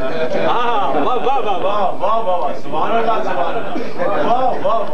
اللہ حضور، سلامت رہیے۔ سمجھ لوگ ہیں، واقعات سے واقف نہیں ہے، واقف نہیں ہے، کہیں سے کچھ سن لیا اڑانے لگے، ایسی باتوں میں ہم کہاں آنے والے ہیں۔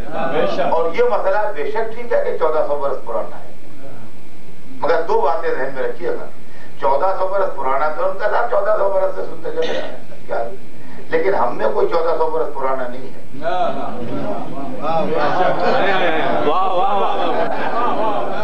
یعنی اس مجلس میں کوئی 1400 برس کا آدمی نہیں بیٹھا ہوا، لہٰذا یہ مسئلہ کے ساتھ یہ مسئلہ 1400 برس پرانا ہے۔ 1400 برس کے آپ نے سن تو جوڑ لیے، لیکن یہاں کون 1400 برس کا 1400 برس سے سن رہا ہے؟ پہلا 1400 برس سے سنتے چلے آ رہے، آپ تھوڑی سن رہے ہیں، کوئی 20 برس کا ہے، کوئی 40 برس کا ہے، کوئی 60 برس کا ہے۔ آپ اگر سن رہے ہیں تو اگر 60 برس کے ہیں تو آپ 50 برس سے سن رہے ہیں، 10 برس تو نہ سمجھی کے چھوڑیے، اور اگر آپ 70 برس کے ہیں تو 60 برس سے سن رہے ہیں۔ اگر آپ کو اللہ نے اچھی عمر دی ہے، 80 85 برس کے بھی ہو گئے، تب بھی آپ 65 70 برس سے سن رہے ہیں، اس سے تھوڑی سن رہے ہیں۔ اور اس کے علاوہ مجلس میں چھوٹے بچے ہی بیٹھے ہیں، 10 برس والا، 8 برس والا، 7 برس والا، یہ سب بھی سن رہے ہیں۔ آپ بھی اپنے بزرگوں کے ساتھ آتے تھے، سنتے تھے، اس وقت آپ کے لیے سب نیا تھا، اب آپ کے لیے سب پرانا ہے۔ اسی لیے مجلس کے اللہ نے 2 حصے رکھے ہیں، ایک تبلیغ ہے، ایک ثواب ہے۔ بزرگوں سے ہاتھ جوڑ کے عرض ہے، ثواب اپنے لیے لے لیں، تبلیغ بچوں کے لیے۔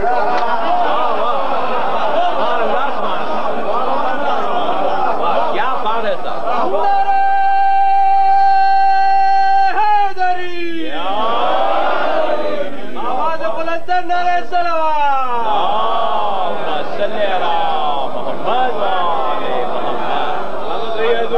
ایک بات تو یہ ذہن میں رکھیے کہ ہم نے کوئی 1400 برس کا بوڑھا نہیں بیٹھا ہے، منافق ہیں پرانے، 100 برس کے اندر ہی اندر کے ہیں سب، سبحان اللہ، کسی کی اور 100 برس بھی نہیں ہے۔ ایک بات، اور دوسری بات عزیزان گرامی یہ ہے کہ واقعہ تو 1400 برس پرانا ضرور ہے، مگر اس کی اثرات آج تک ہیں۔ بے شک بے شک۔ اس کی وجہ یہ ہے کہ جب آپ نماز پڑھنے کھڑے ہوں، یہ مسئلہ ہے کیوں کر پڑھی جائے، آپ کہاں سے بھاگ کے جائیے گا؟ کیا گفتگو بھائی نماز تو دن میں 5 وقت ہے نا، تو ہر نماز کے وقت یہ مسئلہ ہے نماز چونکر پڑھی جائے، اور چونکر پڑھی جائے کہ سلسلے جو ہے وہ جا کے مل جاتے ہیں 1400 برس پہلے سے۔ واہ واہ اور میان نے تو یہ تو ہر نماز کا مسئلہ ہے۔ آپ اس کو کیسے کہتے ہیں کہ آپ اس کو چھوڑ دیں گے؟ نماز آپ کیسے پڑھیں گے؟ یہ ایک چھوٹا سوال ہے کہ نماز تو بالکل واجب ہے، ہر شخص پہ واجب ہے، مسلمان کو اس سے کوئی چھٹکارا نہیں ہے۔ نماز آپ کیسے پڑھیے گا؟ نئی نماز ہاتھ باندھ کے پڑھیے گا کہ ہاتھ کھول کے پڑھیے گا، ایسے پڑھیے گا کہ ویسے پڑھیے گا؟ سبحان اللہ، شروع ہوگا کہ بغیر بسم اللہ کے شروع ہوگا؟ کیا ہوگا؟ یوں ہوگا کہ یوں ہوگا؟ کیا ہوگا؟ اب انصاف سے بتائیے۔ اور یہ سب معاملہ جو نماز کا ہے، اس کا سلسلہ عہد رسول سے ملے گا۔ اور میں روزہ ہے کیسے رکھیے گا، کیسے افطار کیجیے گا؟ حج ہے احرام یوں باندھیے گا کہ یوں باندھیے گا؟ یہاں سے وہاں تک تو پورے مسئلے ہیں، یہاں تک کہ آخری لاسٹ ڈسپوزل تک معاملہ جائے گا۔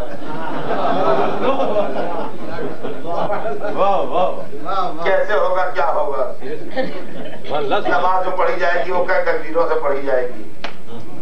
جزاک اللہ حضور۔ ایک مسئلہ نہیں ہے، دیکھیں جو آپ کہیں اتنا آسان نہیں، لہذا اس مسئلے میں اپنے کو، اپنے نوجوانوں کو، اپنے بچوں کو یہ بتانا تو چاہیے کہ ہم جو مسلک اہل بیت کے اوپر ہیں تو مسلک اہل بیت پر کیوں ہیں؟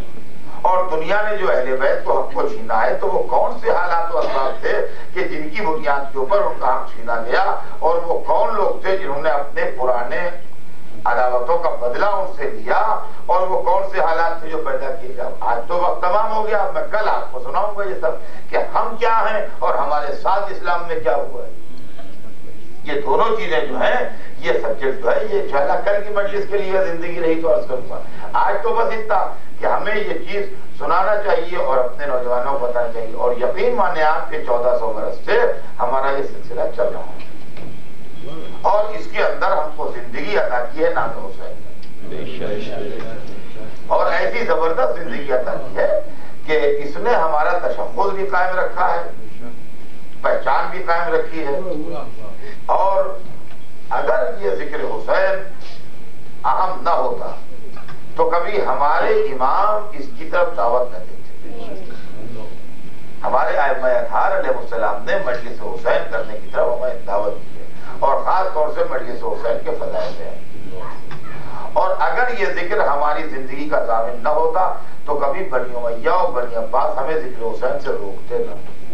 یعنی یہ دوہرا طرز عمل ہے، ان کا منع کرنا اور ان کا حکم دینا۔ اس بات کی دلیل ہے کہ یہ ہمارے واسطے زندگی ہے۔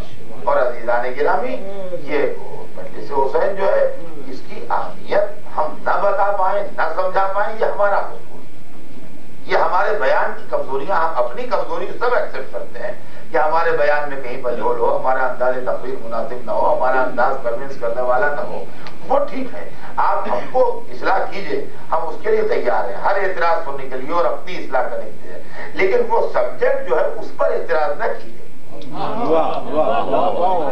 اصل معاملہ جو ہے اس پر اعتراض نہ کیجئے۔ ہاں یہ آپ کہہ سکتے ہیں کہ حضرت صاحب بات ٹھیک تھی، مگر جیسے آپ کو پیش کرنا چاہیے تھی اس طرح آپ نے نہیں پیش کی، آپ اور تھوڑا اسٹڈی کیجئے، اپنے علم میں اضافہ کیجئے، اپنے بیان میں سلیقہ پیدا کیجئے، تاکہ آپ زیادہ کنوینسنگ انداز میں کہہ سکیں۔ یہ میں مانتا ہوں، لیکن اگر میں حق علی پڑھ رہا ہوں تو حق علی پر اعتراض نہ کیجئے۔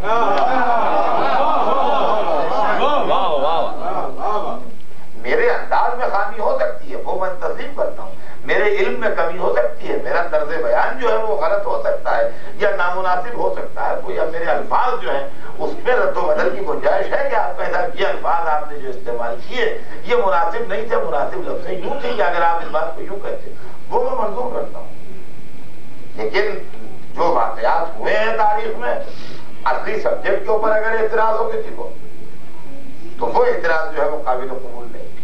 اس کی وجہ یہ ہے کہ یہ ذکر حسین یہ ہر روز ہمارے یہاں معجزہ ہوتا ہے، یہ مجلس نہیں ہے، یہ ایک معجزہ ہے۔ آپ اس کو کبھی غور کیجئے۔ دیکھیے آپ سے میں اس لیے کہہ رہا ہوں کہ اور جگہ مجھے زیادہ ڈیٹیل میں سمجھانا پڑتا ہے، کہیں جہاں ایسے مجمع ہوتے ہیں جہاں پڑھے لکھے لوگ نہ ہوں، وہاں یہ دماغ میں بار بار احساس ہوتا ہے کہ ہماری بات کے سمجھے بھی کہ نہیں سمجھے، لیکن آپ کے ساتھ یہ احساس نہیں ہے دماغ میں، لہذا آپ کو میں دعوت دیتا ہوں فکر کی کہ آپ میرے ساتھ آئیے اس فکر کے اندر اور آپ اس کو غور کیجئے، اس لیے کہ یہ بہت سی باتیں میں کتابی نہیں پڑھتا ہوں، میں ذہن کا وہ معاملہ ہے. تو آپ سوچئے گا تو دو باتیں میں آپ کو سناؤں گا، دو باتیں آپ کل مجھے سنا سکتے ہیں کہ صاحب یہ بھی اس کے اندر ایک نقطہ نکلتا ہے.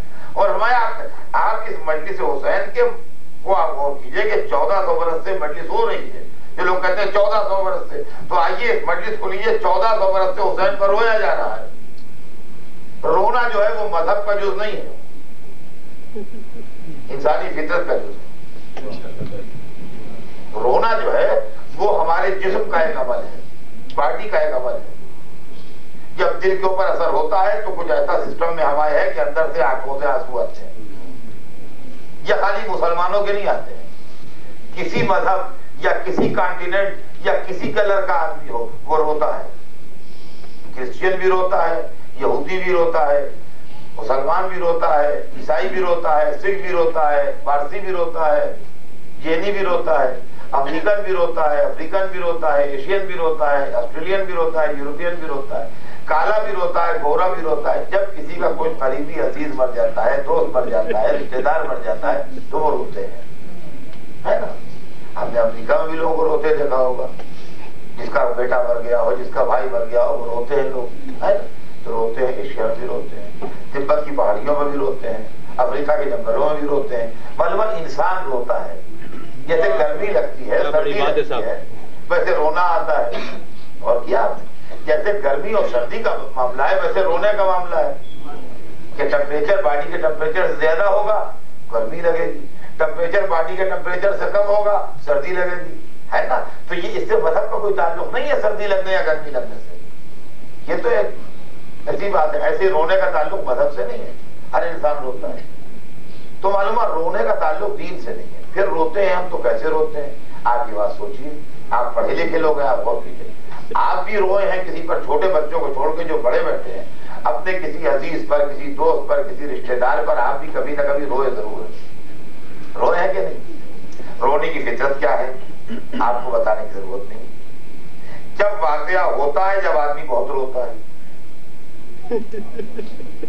جس دن واقعہ ہوتا ہے، جس کا مدن باپ مر گیا کسی کا، یا بھائی گزر گیا، یا اولاد کا کسی کو داغ ہو گیا، جیسے واقعات ہوتے ہیں، یا کوئی قریبی دوست، تو جس دن واقعہ ہوتا ہے اس دن معلوم ہوتا ہے دنیا اندھیر ہو گئی ہے اور کچھ سمجھ میں نہیں آتا ہے، ہوتا ہے. لیکن ہفتہ بھر کے بعد اتنا نہیں روتا ہے، مہینہ بھر کے بعد اتنا نہیں روتا ہے، سال بھر کے بعد اتنا نہیں روتا ہے. یعنی آنسو آہستہ آہستہ کم ہوتے جاتے ہیں. ایک پوائنٹ. اور یہ ہیومن نیچر ہے، اس کا تعلق مذہب سے نہیں ہے. ہر ایک کے ساتھ یہی ہوتا ہے. کرسچین بھی ایسا ہی کرتا ہے، اور یہودی بھی ایسا ہی کرتا ہے، کالا بھی ایسا ہی کرتا ہے، گورا بھی ایسا ہی کرتا ہے، زرد رنگ کا آدمی بھی ایسا ہی کرتا ہے نا. یہ ہیومن نیچر ہے. اچھا، ایک بات. دوسری بات یہ ہے کہ آدمی اسی کو روتا ہے جس کو دیکھا ہے.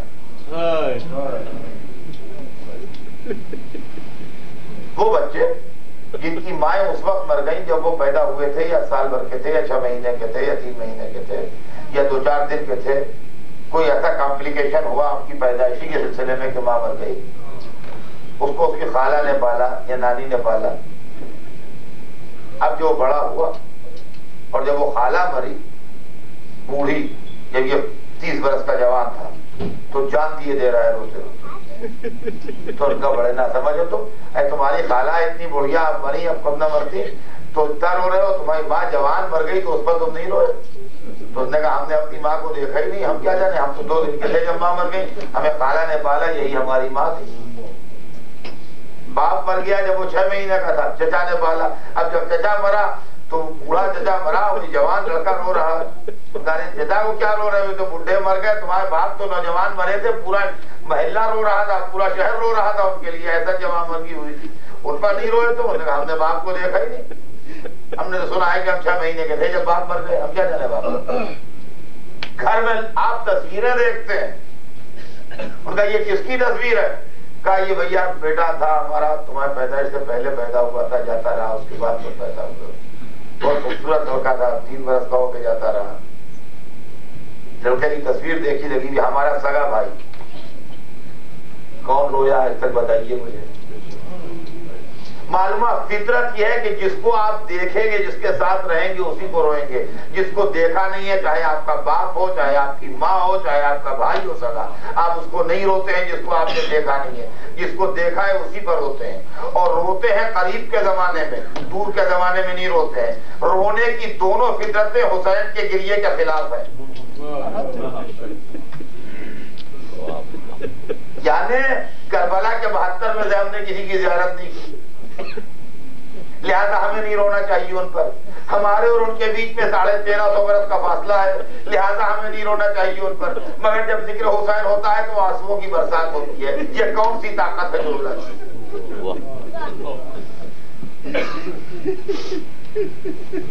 عزیزان گرامی، آپ انصاف سے بتائیے، سوچیے آپ اس بات کو. آپ سوچیے، ہر مجلس میں آپ جاتے ہیں، اب بعض لوگ اس پر کہتے ہیں صاحب ٹریجڈی بیان ہوتی ہے تو آنسو نکل آتے ہیں. تو ہم نے بھی ٹریجڈیز پڑھی ہیں، ٹریجڈی دیکھی ہے. جب ٹریجڈی بیان ہوتی ہے تو آنسو نکلتے ہیں، ٹھیک ہے، لیکن ایک دفعہ، 2 دفعہ، 3 دفعہ، اس کے بعد ٹریجڈی آپ کو بور کرے گی. نہ آپ پڑھیں گے، نہ دیکھیں گے، نہ سنیں گے. کہیں گے تو ٹریجڈی ہماری سنی تھی، یہ ٹریجڈی تو ہماری دیکھی ہوئی ہے. تو ایک دفعہ تو ٹریجڈی رلا دے گی بحیثیت انسان کے، لیکن روز نہیں رلائے گی. دوسری بات عزیزان گرامی ہے کہ ٹریجڈی میں بھی یہ ٹیکنیکل بات ہے. آپ بھی جانتے ہوں گے، جو اصل چیز جو آپ پر اثر کرتی ہے وہ سسپنس ہے اور کلائمیکس کا یوز. یہ ہے ٹیکنیکل بات اس کے اندر. اگر سسپنس صحیح ہے اور کلائمیکس کا استعمال صحیح ہے تب تو ٹریجڈی کامیاب ہوگی، ورنہ فیل ہو جائے گی. واقعہ کربلا میں نہ سسپنس ہے نہ کلائمیکس. ارے آپ کبھی غور کیجئے، کہاں سسپنس ہے؟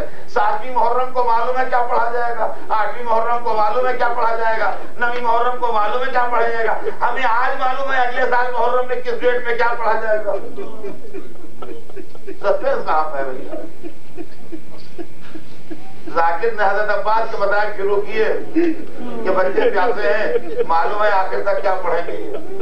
اس کے بعد کیا جملہ آئے گا، اس کے بعد کیا جملہ آئے گا، اس کے بعد کیا جملہ آئے گا. وہ مشق لے کے دریا کی طرف جا رہے ہیں. کسی کے دماغ میں بھی ہے کہ شاید 80 مرتبہ پانی آ جائے.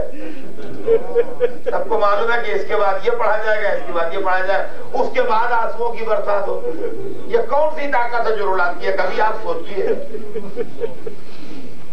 دریا بہ رہا ہے ساؤتھ سے نارتھ اور کشتی جا رہی ہے نارتھ سے ساؤتھ اور کوئی چلانے والا ہے نہیں. تو یقین مانیے کوئی ریموٹ کنٹرول ہے جو اس کو چلا رہا ہے. تو عزیزان گرامی، نیچر یہ کہتا ہے کہ حسین پر نہ رویا جائے،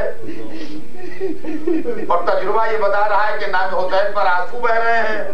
اس کا مطلب کوئی ایسا ہے جو نیچر سے سپریم ہے، جو نیچر کو حکومت کرتا ہے، وہی خدا ہے. تو حسین کی مجلس تو خدا کو ثابت کرتی ہے. جس کی سمجھ میں اللہ نہ آتا ہو وہ مجلس تو حسین میں آئے، یہاں سے وجود پروردگار کا ثبوت لے کر. یہ عزائے حسین، یہ ماتم حسین، یہ اہمیت، اس کی عزت، یہ ایسا نہیں ہے کہ جس کا جس چاہے اس پر کمنٹ کر دے اور آسانی سے کمنٹ کر دے. یہ واقعہ آپ ٹھیک ہے، آپ تمیز سے بات کیجئے اور سنجیدگی سے بات کیجئے، وہ ٹھیک ہے، لیکن یہ کہ ہر چھوٹا بڑا جو اٹھا اس کے منہ میں جو آیا وہ بکتا چلا گیا، یہ واقعہ اس کا مطابق نہیں. اس لیے یہ واقعہ جو ہے یہ ایک تجربے کی بات میں آپ سے بتا دوں کہ بہرحال یہاں میرے بزرگ بھی بیٹھے ہیں مگر زیادہ تر مجھ سے سن میں کمی لوگ ہیں کہ قبل تو کسی کے معاملات پر اعتراض نہ کیجیے، یہ عادت ہوئی. اور اگر اعتراض بھی کیجیے تو خوشی خوشی کی جہاں اعتراض کر دیجیے، لیکن کسی کے غم میں جا کے.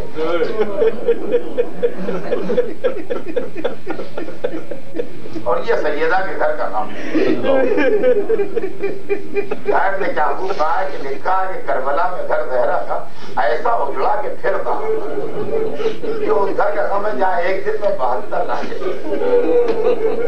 فاطمہ کا بھرا گھر برباد. یہ معاملہ بڑا نازک ہے اور بڑا سینسیٹیو ہے اور بڑا عجیب ہے. آپ انصاف سے بتائیے. لوگ کہتے ہیں ہم مجلس میں جمع ہوتے ہیں, ہم تو اس لیے جمع ہوتے ہیں کہ ہمارے دعا کو ہوتا ہے, اس کے علاوہ جو کچھ ملتا ہے وہ سب حسین ابن علی کا سبتا ہے. ورنہ کسی گھر میں کسی کا 18 برس کا لڑکا مر جائے وہ آپ سوچیے کہ لوگ جمع ہوئے ہیں, پھر کچھ کام کی باتیں کیجیے, رونے سے کوئی واپس تو آ نہیں جائے گا, کہے گا کسی گھر میں. آپ سوچیے حسین ابن علی جو اکیلے اپنے بیٹے کی لاش کو اٹھا کے